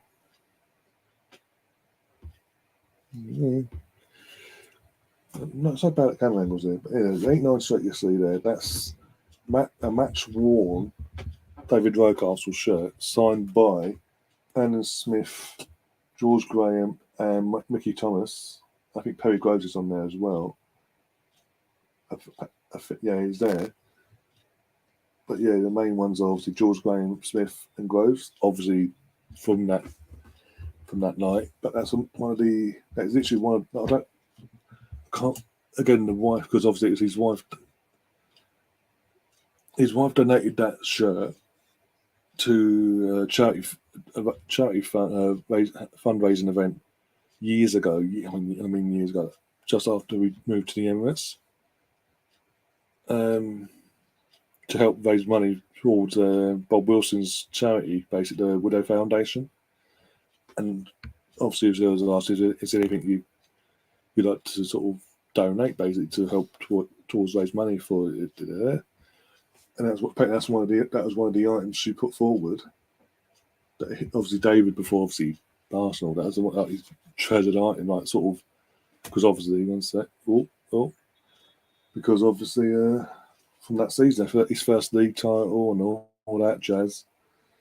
So yeah, he got at some point after, obviously not straight after the game, but obviously I think it's during the summer. I think like he said, he went back for pre-season, took one of his match-worn shirts in, took it in to training. I think it was literally as I get back to pre-season, and asked the lads to sign it for him, like Mickey Thomas, Smith, and George Graham. They got it all framed like that, as you can see. And yes, we thought, yeah, obviously because it's going towards a good cause and all, it's good for a good cause, and obviously working with the club and obviously an ex-player as well, like Bob Wilson for his Widow Foundation. That was donated from the family on their behalf towards that fundraising event.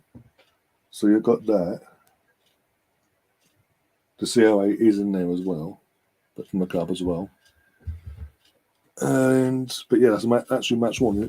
David Rocastle actually wore that shirt, and then basically, she could. Yeah, the wife. She couldn't remember if it was from the night Anfield the night itself, or one of the other shirts. But basically, yeah, it's got the obviously we're just everyone just assumed it would be from the night itself, because obviously people that signed it, obviously George Graham, the manager, Smith, and Mickey Thomas. I've got a Theo Walcott signed shirt, as I said, outside, and the others out there, and that side of things. Instead of one sec, I can do shirt. Rangers should have signed Eddie for us. Yeah.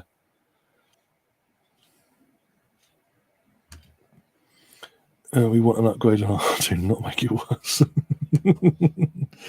No such club exists that you speak of since they completely surrendered liquidation of sort of Rangers debacle there. Grant, Eddie scored against Ibis last July, that's true.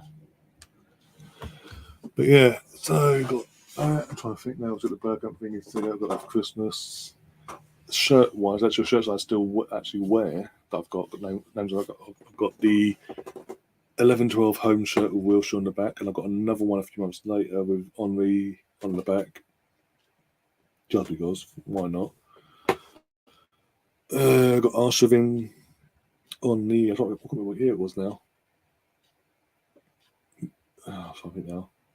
But it was the yellow and like pinstripe, like burgundy purple. I think I'll get in a sec. Arshavin on the back. The 08, 09 and 09-10 home shirt. I've got Eduardo on the back. I'm trying to think this bloody racking my brains now. So bear with me, son. Got pins in my foot as well. Not helping at all. I'm trying to think. I've got Saka on the back of my away shirt that I've got this season. I've got Saka on the back of that.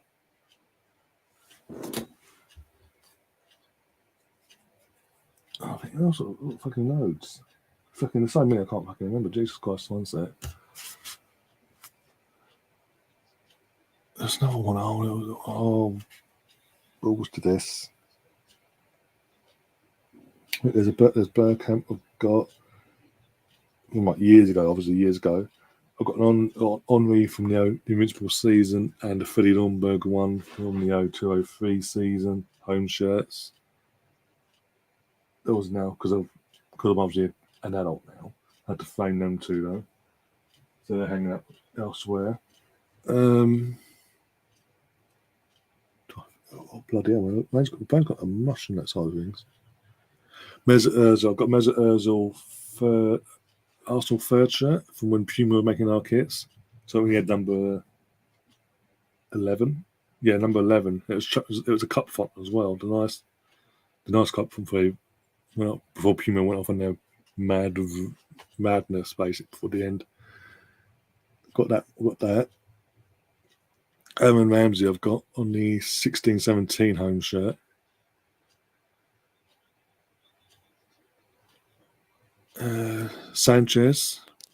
Alexis Sanchez, the gold away shirt that Puma did. Long sleeves. There's literally loads. I'll try and get a few of them in a minute and I'll show you guys. You did ask to actually see them, but yeah, the signed ones, the two of the three signed ones are there. The other one's out there somewhere. As in, let me have a look. One sec. Try and grab a few for you to have a look at. Also, that's another thing actually got that's signed. Actually, I've got this as well. The night event. Basically, it's a competition that I entered about 2 years. About 3 years ago. It'll be 3 years in March when I entered this competition. Actually, Troy, big up Troy. How you doing, my friend? But yeah, there's a competition I entered literally it'll be 3 years ago in March. Coming up. First, and basically the winner was a signed retro replica home shirt of the 90-91 season. I think now. Yeah. And basically Kevin Campbell, so initially it had the Kevin Campbell Nigel Winterburn signed it. And I actually won it. I was like, way, I couldn't believe it. But yeah, this is it. See if you guys can see it. I'm trying to think now, one sec, trying to find the name now. as you can see, I went on to get meet David Seaman, so David Seaman signed it as well. Ray Parler signed this as well. I'm trying to fucking find who's who now. But I think that's when, if you can see, because there's light, sorry, one sec. Can you see it? Winterburn's one's very faint because he used the pen he used is very thin. The light ain't helping. One sec. Let me turn that away. One sec. There we go. That's better. So try the light's not on it. What angle? See what I'm saying? The angles on that. But yeah, that's Squiggle. There, that's Winterburn. And I'm trying to think now. Kevin's watching this. He's away from fucking murder, but I'll get this right. Oh, I'm trying to think now. But Kevin Campbell and Ray Parler basically on top, literally one set. Okay, now this is painful. Let me sort this out one set. There we go. Kevin Campbell and Ray Parler signed there as well. But initially just a Nigel Winterburn and Kevin Campbell signed shirt. Then a couple of months later, I had a chance to meet Ray Parler and David Seaman. I took it down with me, and they were quite happy to sign it for me. So I was like, yay.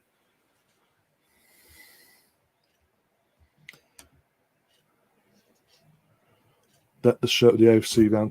Yeah, that's the AFC there. There you go.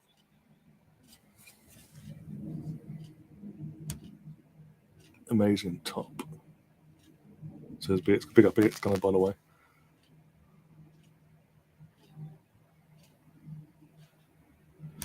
Say hello to the world famous Glasgow Celtic. We were 50 minutes.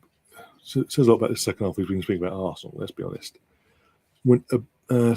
Belt atop that one. I have the 85-86 home shirt. Got Adams on the number 6 on the back. Oh, okay.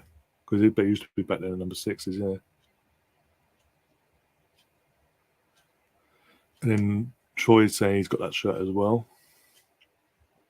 In terms of what you're saying there. I need Winterburn kit ASAP. So hard to get by. Come by, and obviously I wanted to get Nigel on, and obviously onto the podcast at the time.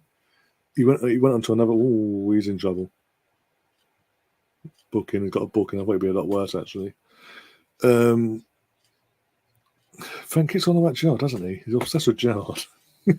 Sorry. No, wanted to get, but yeah, I was saying I wanted to have, because we had Kevin Campbell. Not long after I met Kevin Campbell, he's been on a few times. Trying to get back on it. Trying to sort things out with him to have him back on again soon, because it's been a while now, a while since he's been on, like properly. Apart from the fundraiser that we did a few months ago, apart from that, it's been a while for a proper podcast and all that. So I'm trying to get him back up. We are talking to try and get that sorted as well. But trying to think to say now. But yeah, I wanted to get Winterburn and Nigel on as well. But he'd already, at the time, he was booked on for someone, another channel on YouTube, an Arsenal channel, another Arsenal channel, basically. But because that person was connected at the time with AFTV, had connections and all that, and people's opinions of AFTV even then, because it's a live thing on YouTube, as you'd expect. You had a lot of trolls in the chat that night, and Nigel saw a lot of it, and even in the promote, because obviously the person tried to promote it was promoting it.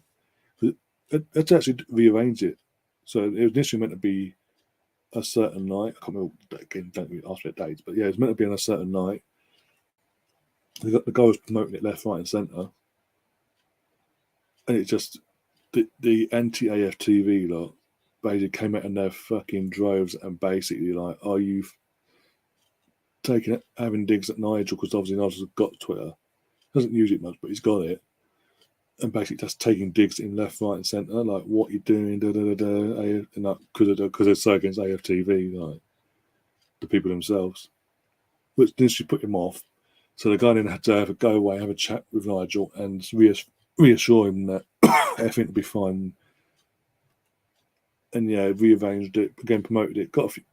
Still got a few idiots come out the woodwork. But in terms of the live chat, there's even in the live chat, they sort of popped on and gave sticks. I think it sort of scared Nigel off. He hasn't been on another YouTube podcast side of things since. I can't blame him because he was getting attacked for just being an Arsenal fan, being on a podcast with an Arsenal fan. He was getting attacked left, right, and centre. It wasn't his fucking fault. He's just doing something nice for fucking someone. But it's just, so that's sort of not helped. And as I say, he's very rarely on Twitter itself. It doesn't really he has it, but he doesn't really use it like regularly. So he's hard to get hold of anyway. But hopefully, I'm probably, in terms of I'm going to try again, probably, and try and get him on for during the summer. Was that a post or a crossbar from Rangers there? Fucking, I've actually had a shot. There's chested heart there. Fucking hell. I do want to get him on. Obviously, I think during the season it'll be a bit difficult, so I'll try and get him in and on here at some point during the summer. If it's at all possible, try and get him on then. And obviously, in time, get a few more of the ex-players on that over the time as well. A couple more in the summer, hopefully, touch wood. But yeah, I did reach out to not Charlie Nicholas himself, but his representatives, basically to help organise all his appearances and all that stuff. He goes on podcasts and all that. And basically, you have to email the people themselves, and basically they go and do their quick checks and everything, and make sure you're okay, not fucking a lunatic, basically. And if it's beneficial to their client and all that crap. It basically came back because the viewing side of things wasn't going. I got the email, so I can get the email up later at another date. But basically, because the viewership isn't to their liking, basically, and believe it wouldn't benefit Charlie coming on. Basically, they wouldn't even ask. They wouldn't even ask him if he would be happy to come on or not.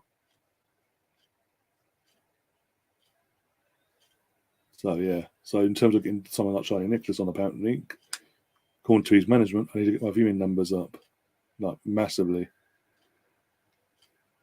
compared to what it was at the time. I mean, so yeah.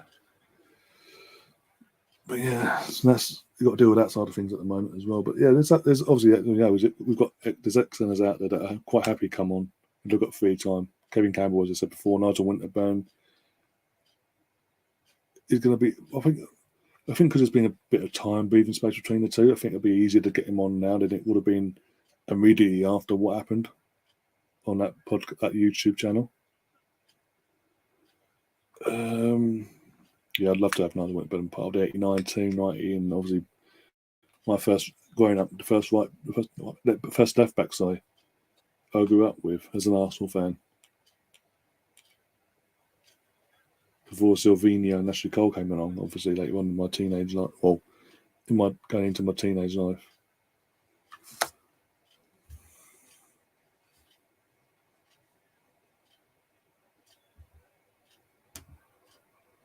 I want the 89 league winning away shirt.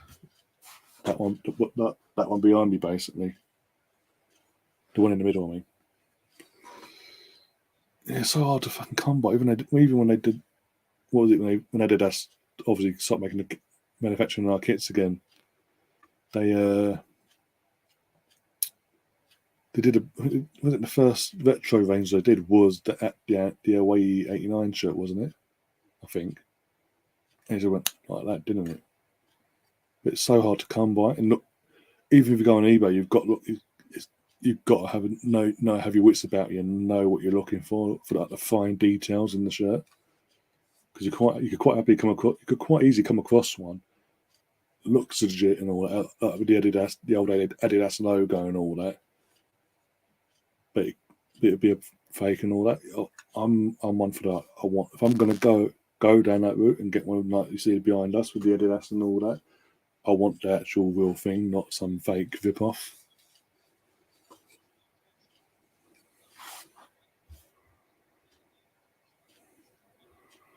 Bits kind of saying Rangers are missing Stevie G. Again, it's not Stevie G itself because they were struggling. They were showing worrying signs early on when he was in the season. To be honest, I said this earlier. What they're this is sadly the result of the weekend sort of knocked them for six. Mate, it's knocked them for six. And they haven't recovered from the weekend. They drew 3-0 against fucking St Johnston or County, something like that.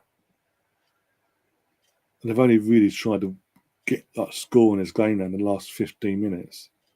So like from the 73rd minute, basically. We're now I'll say the last 10 minutes though.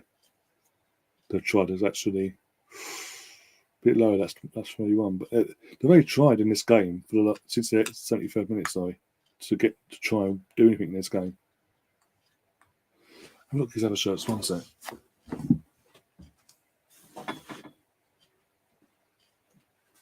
Put this one back. This is the one, the Arshavin one. Oh, what's got this as well? It's signed by the man himself. A few. What to me for mine I've got as well, the 11-12 away shirt with a man on the back. But yeah, this is the Arshavin one I've got. The away shirt. I can't remember what season it was though. But not signed as obviously that's just one I wear, obviously. Really rated Arshavin. Bloody hell, really rated Arshavin. In my opinion, got screwed over by Wenger. In my opinion, massive talent at the waist. And I got this. I haven't found it yet. Again, this is a goalkeeping top I had, literally from '98. So I was wearing this as a kid.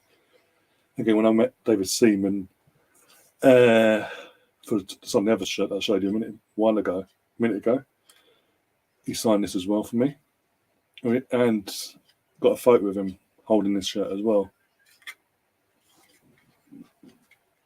As in holding it together.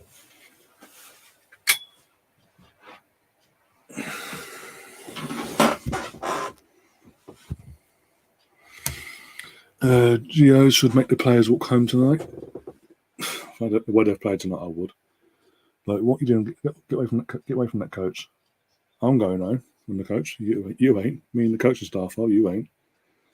You can make your own way home from this side, from this neck of the woods. Good luck. Bit of a tip, lads. Don't wear your Rangers gear around here. You might get jumped.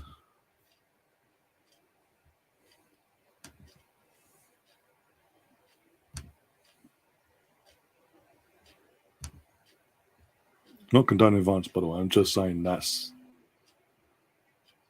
Ooh, again, keeper McGregor there, tipping it over the bar there. 85th minute, indirect free kick. Boom. Try scoring from it and almost done. McGregor tips that over the bar for a corner. It was actually dipping in as well.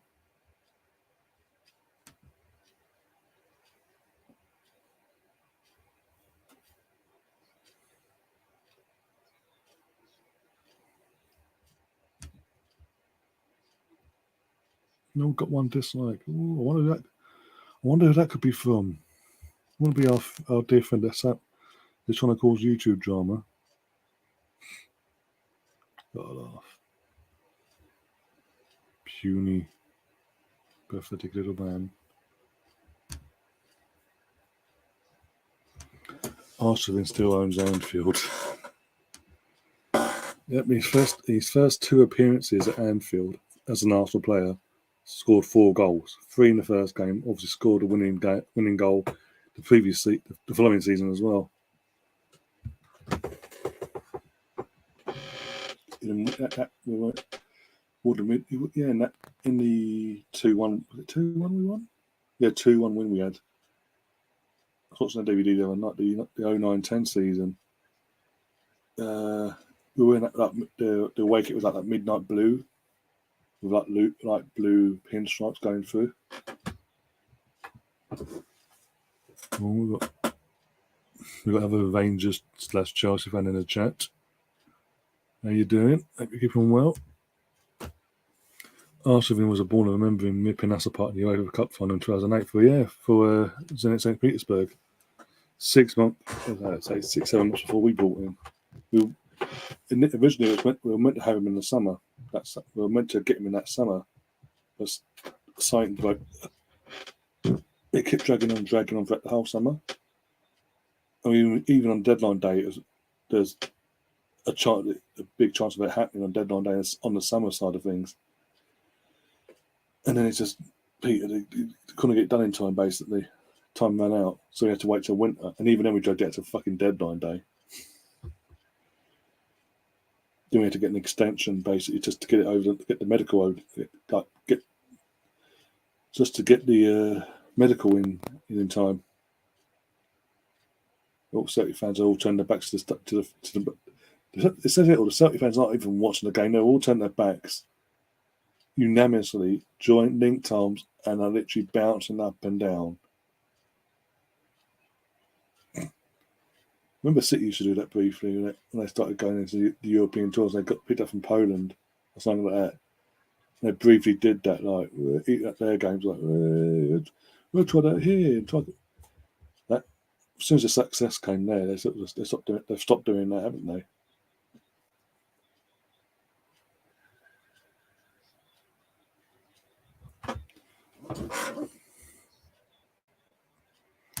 Scotland is blue. London is blue. London is red. There's nothing to go there, that one. Just you're talking to an Arsenal fan here. Come on, but I'll let you have the Scotland is blue one. I'll let you have that, but yeah, I know what it is. Yeah, I know what it is. I'm just saying. I was taking the piss, basically. That the game petered out that much. It's just like, yeah, fuck it. Way. But I know what it's. I do know what it's called, but I'm just. I'll just having a bit of a laugh. This second half's dragged though, compared to the first half. All enough in the first half. Yeah. Celtic did what they had to do in the first half, and they've sat back. They haven't gone at it. Gone like 4, 5, 6, 7, or whatever. They could have quite easily done that, really. They just sat back and sort of went, okay, cool, we've won this, so let's just get out of it now. And Rangers have been poor all night.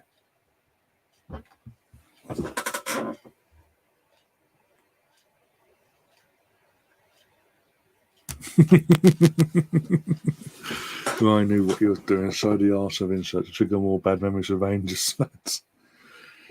Oh dear. Again, I remember watching that final, the UEFA Cup, Europa League now. Final. It was again ironically, it was at Man City Stadium, the City of Manchester Stadium, was it, as it was called back then, Man City's Stadium. And yeah, Rangers versus Zenit St. Petersburg, and Rangers were not heavy favourites, but they were being back to go and win it that night from the UK media and all that. And then obviously Zenit's just turned up and went, fuck you, hold my beer, we're going to kick you in the middle of next week. And absolutely just destroyed Rangers left, right and centre. Rangers were never in that final, to be honest. Once the first goal went in, it was just game over.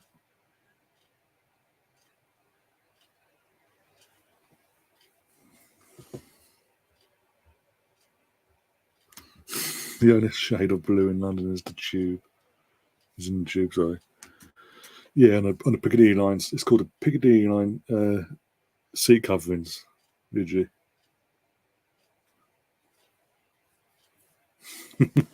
And now, if you want, because of Adidas, you can look like a fucking Piccadilly line fucking seat cover if you want to. Costing them an egg, but you have the option. Where 5 minutes come from? 5 minutes injury time. We're going into the second minute of the injury time, but I don't get where the 5 minutes have come from. And now I'm here coming. Also, since the sign, we talked about sign memorabilia before. I've got a Theo Walcott, obviously says the signed shirt. Don't know why I've got a Theo Walcott signed photo, Robert Perez signed photo, and I was never that particular photo got Perez with the league title in 2002. I got an Henry signed fame photo collage thing from the Invincible season. Oh dear. Look, Rambo with the cup there. Canvas of On Lee from the OVO4 season when he broke his Premier League record. Like his 100th league goal mark or whatever it was. Remember that? Something like that. No, it can't have been. I don't know anymore. But it was basically a landmark goal and basically that's his celebration there. Yeah. Got the clock. I've got like the White and Keown signed photo, Dave O'Leary, Saka, Bergkamp, Channy Adams, Emil Smith Rowe, I've got Vieira, I've got Ronaldo and Pele, like original Ronaldo, not the pretender. Pepe, got a signed photo of Pepe as well, from Pepe, sorry. Also, that's been missing from the background for a while actually. Is that a metal poster of Bergkamp? Because obviously, yeah, that'll be back up soon, hopefully. At some point, we can get stuff for that. I've got a signed book from Arsene Wenger, Saka signed book. But yeah, I've got quite a lot of stuff actually. Oh, almost 3-1 there. Bottom with it.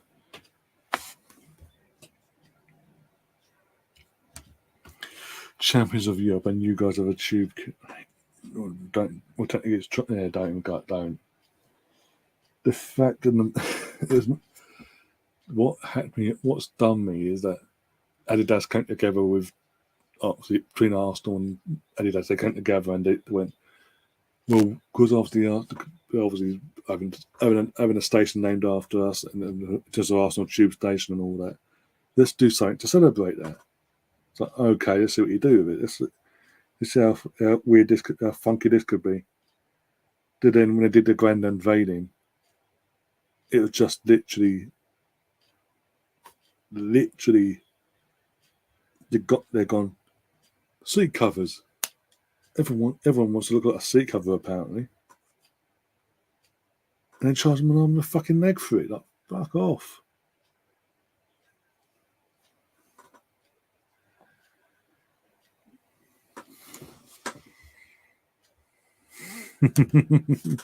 Was looking forward to swaggering into work tomorrow. Now I will try and pray to be avoided now. Yeah, good luck with that. There you go, full time. Rangers lose this one 3-0. Celtic go top of the league by a point. And it's all to play for the title now. It is literally that. It is all to play for. And if the two teams keep between now and the last Old Firm of the season at Ibrox stays within a point, it's all to play for up till then. It could come down to that last Old Firm of the season, and the way the Celtic fit form recently, you could quite easily see Celtic winning this now. If Celtics are not to lose, but it's up to them at the moment. Basically, Rangers need to get their head out their arse if they want to make a fist of this title race and not bottle it and defend this properly. They need to get their head out their asses and quick. Oh look, this guy directly to fucking Ross Stewart. It's not even fucking Scottish. Oh dear, that does do my head in though. But yeah. Again, we're looking for a decent, better game in terms of it being more entertaining and less one-sided. But we've got what we've got. At least it went a down 0-0 in the end. But yeah, the fucking light show's going off again. It's all going our way. It's all going off. That side of things. Certain players are celebrating like they've won the league. Giovanni's going to kill his players now, probably hear of a few bloody arse kickings in the news tomorrow. Oh dear. But yeah, Joe Hart hit the crossbar, a few shots just over the bar, but Joe Hart was never really tested in this game tonight. It just showed the form of which team more informed than the other. And yeah, I mean, as I say, Rangers want to make fists and defend their title properly and in their sense, hopefully retain their title. They need to get their head out their asses and win their form back. Yeah, the better team won hands down. There's no doubt about that. No question. One team wanted this more than the other tonight, and they came out with 3 points and 3 goals. Sorry, Grant.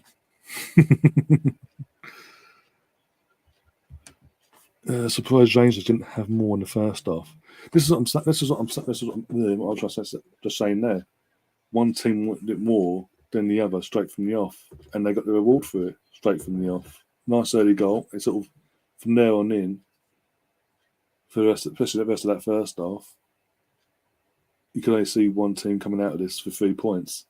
They went and got a second and a third just before half time, killed the game, killed the contest, and just the second half came out and did a professional job and saw the game out and made sure they didn't concede and throw it away basically. And Rangers, again, apart from 10 minutes in that second half, didn't try tonight at all. And again, from a Rangers fan, I'd be disappointed. If I was a Rangers fan, I'd be disappointed and upset and what the fuck, basically, and all that jazz, like you would be for Northern Derby and all that crap. But I wouldn't be saying, "Oh, Giovanni Van Bronckhorst that" or anything like that, because it was out of his control. And as I said, if he'd had a full season, if Gerrard ran off back in the summer before pre-season and Giovanni being brought in then, Rangers, there wouldn't be these issues that we're seeing at Rangers at the moment, in my opinion. But it is what it is.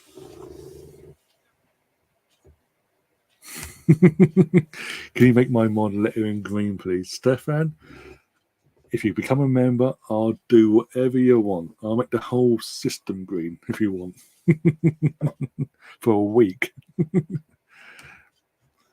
Oh, dear. No, that's not, yeah. Again, the whole build up, again, part of my build up was saying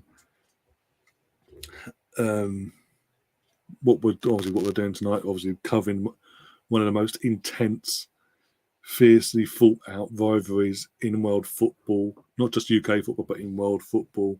Two teams that duke it out for the title. This is a potential title decider, depending on what way this goes. So if the Rangers have turned up tonight and won this, it'll be 5-point gap. You say they've got a hand on that title, basically. It's all theirs to lose, really, in that sense. But now it's literally, it is a title race. The title race is on now. And Rangers know that now. Celtic have made them all fully aware tonight. You ain't winning it easier this year. If you want to win it, you're going to have to fight.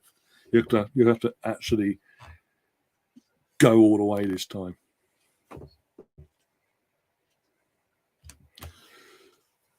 Yeah, exactly. That's what I'm saying. That's what I'm saying. Any Rangers fans out there, don't panic, but don't put it on all Giovanni. It's the players.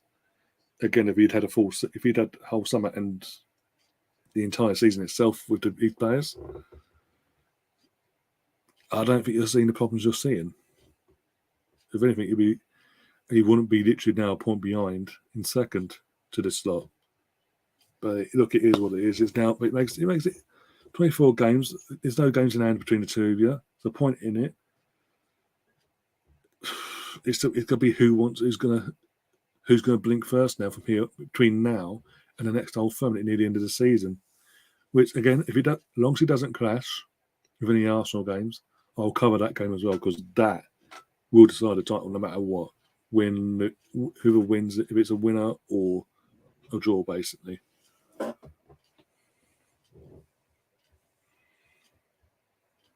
Still a long way to go. Exactly. That's what I'm saying. There's a proper title race. That's what I'm saying. Whereas if Rangers have won it, there's a 5-point bit of breathing space for them. They can afford to have a slip up in the next Old Firm, or whenever down at some point. They can afford at least one slip up. They can't afford that now. Between now and the last Old Firm of the season, they cannot afford to slip up. They have to keep maintaining that and hope that Celtic slip up along the way, and then make the home advantage in the Old Firm in April, May, whenever it is, make it count.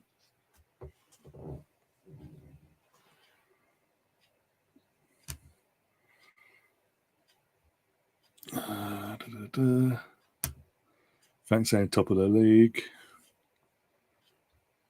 Oh, bloody hell. If Rangers drop points at the weekend, Celtic win, that would be a huge step. Yeah.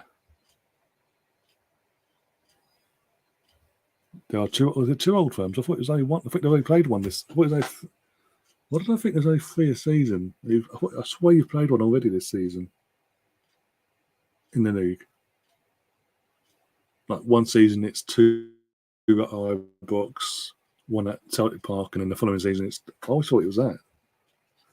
Well, it makes it if there's 2 more old firms this season in the league, that makes it even more bloody.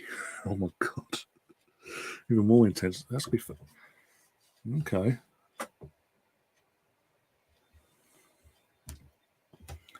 Hopefully, we invade the Dutch market enough of invading England. We got Ramsey as well. That's another thing I said earlier in the stream. Even when it was all going pear-shaped in the first half, Ramsey being in the squad, and I think he'll be integrated in. He'll be starting at the weekend.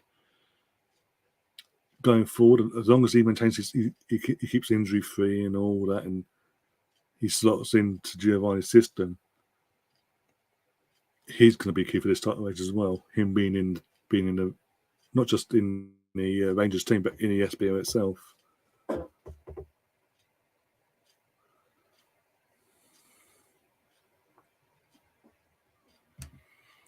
They skint, we Civo have no money. Civco have no money, sorry.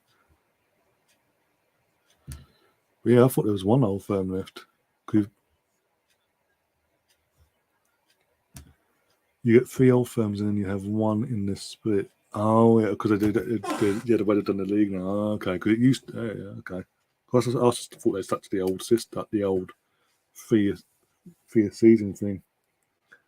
Didn't know they'd added an extra, bloody hell.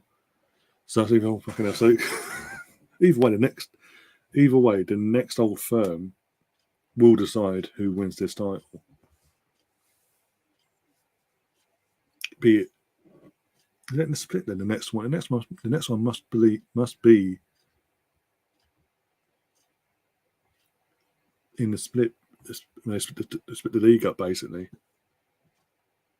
just before, just after that. Then you've got 1. Then you'll have 1 in the end of the season that's already put in place that you know of. Are they both at Ibrox? Are they both out of interest? Both at Ibrox, or are they 1 at Celtic Park and 1 at Ibrox?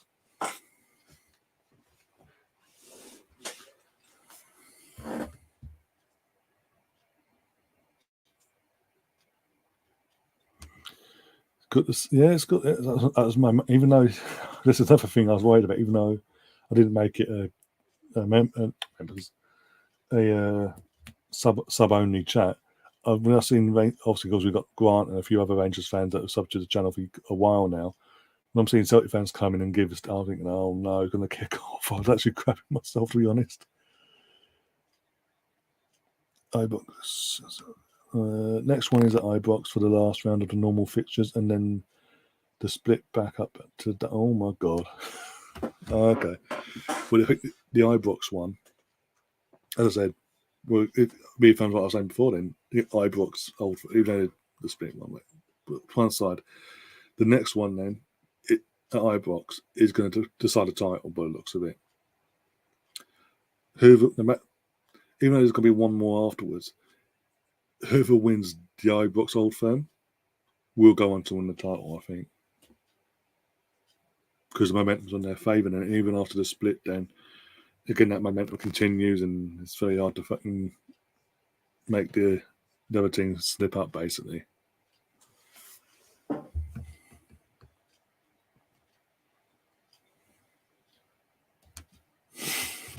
Thank you, man. Oh dear. For that, you have to come. For that comment, you have to come. You have to come and remember that if you had involved Arsenal in that comment there, I don't have a problem. Knock yourself out. Oh dear, but it is what it is. Rangers got Hearts on the weekend. Oh, interesting. Okay, well, I'm going to wrap things up anyway, guys. Hope you've enjoyed the evening and listened to Neutral Watch Along. Hopefully, the new guys that have come to the channel, like Frank and all that have subbed, if you haven't already, do sub. And I'll see you tomorrow for the Arsenal. Back to reality. Back to the Arsenal's. I can't put it. The Arsenal streams that we're going to be doing, basically. It's not going to be a podcast. It's going to be a normal, everyday sort of show/stream. As I mentioned it earlier, it's to be myself, Melvin, and Richard as it stands, and waiting for back from one other person. And once I've done that, I'll obviously go out and publicly officially confirm it all on Twitter and all my social medias. Obviously, it's going to be an Arsenal underrated 11 because everyone does. We've done it before on this channel on Arsenal. Arsenal's ultimate 11, basically the greatest Arsenal 11 is that now between us, whatever. But no one's ever done an Arsenal underrated 11 or overrated 11. This week we're doing the underrated 11 between us. Give our own 11s, our own formations, and then at the end we'll have a few honourable mentions, have a bit of a laugh along the way, and at the end of it, pick a formation and build an 11 with the players that we've mentioned throughout the stream tomorrow night. Have a bit of a laugh. It's different. It's a bit of a laugh. If it hits, it hits. If it doesn't, it doesn't. It's not the end of the world.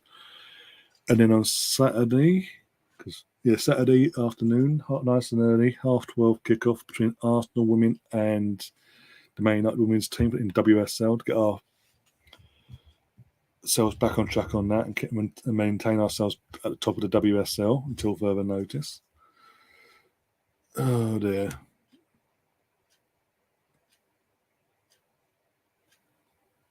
Back to the process again. Says really, not yet. Not till next midweek. This time next week, we'll be back to the process. Until then, what's that? Is it next Thursday? Sorry. So in 8 days' time, it's back to the process.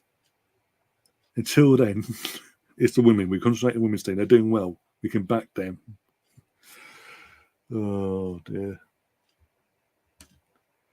But yeah, I hope you guys have enjoyed it. Have had a bit of a laugh, and a big thank you to all the Celtic fans and the Rangers fans for actually not kicking off in the chat and actually being civil and all that in the circumstances and have a bit of a laugh, a bit of banter. And yeah, as I said, we're back again soon in 24 and literally 7:30 tomorrow night for the show I mentioned before.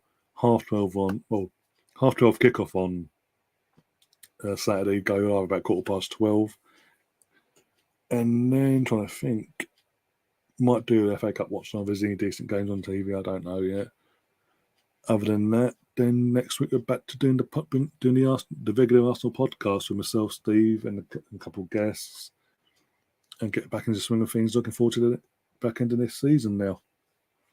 I'm praying, as Arsenal fans, praying we haven't screwed this up in the transfer window. We haven't screwed up our chance of getting top 4. Frank, behave yourself. There's no need for that now.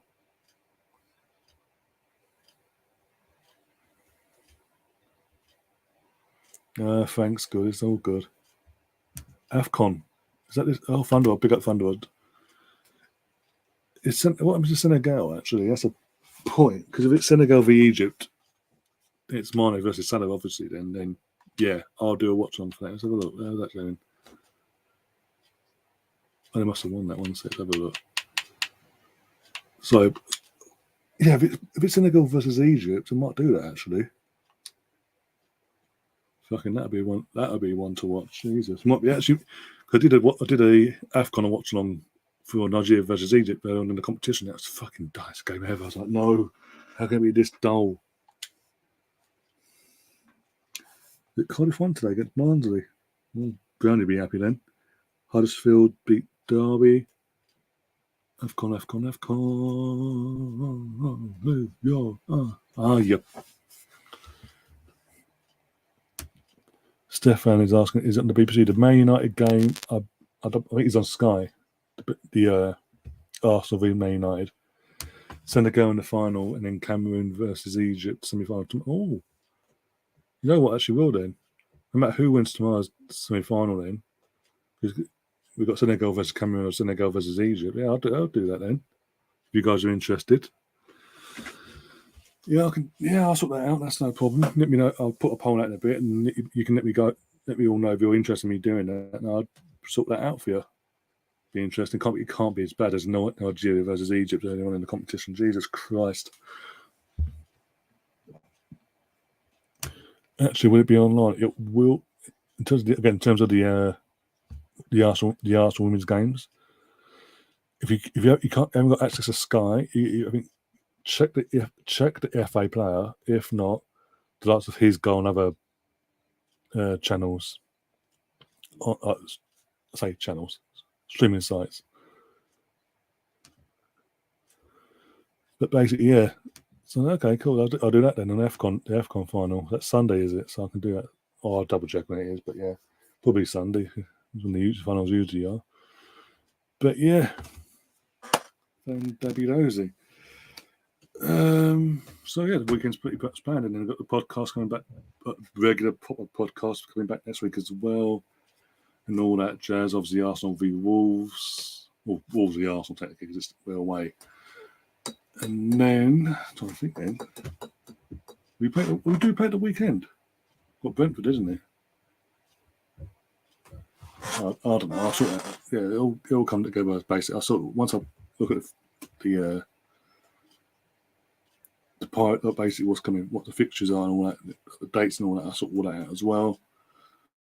Yeah, cool. Fantastic. Again, hope you've enjoyed it. I'll be back tomorrow for back to the Arsenal shows on the channel again, back to that Arsenal content. No neutral content tomorrow. Well, unless you're obviously not an Arsenal fan and then as a subscriber, but then that's another case. Yeah, and then the weekend, as we've now got it planned out. Arsenal women versus Man United women, the AFCON final, no matter who that's against, and yeah, other bits and pieces about the whole time frame as well. Until then, guys, enjoy the rest of your evening, what's left of it, or morning or afternoon, wherever you are in the world, obviously. And I'll see you tomorrow, 7:30 UK time in the evening. Until then, guys, as always, up the Arsenal. Come on, you Gunners.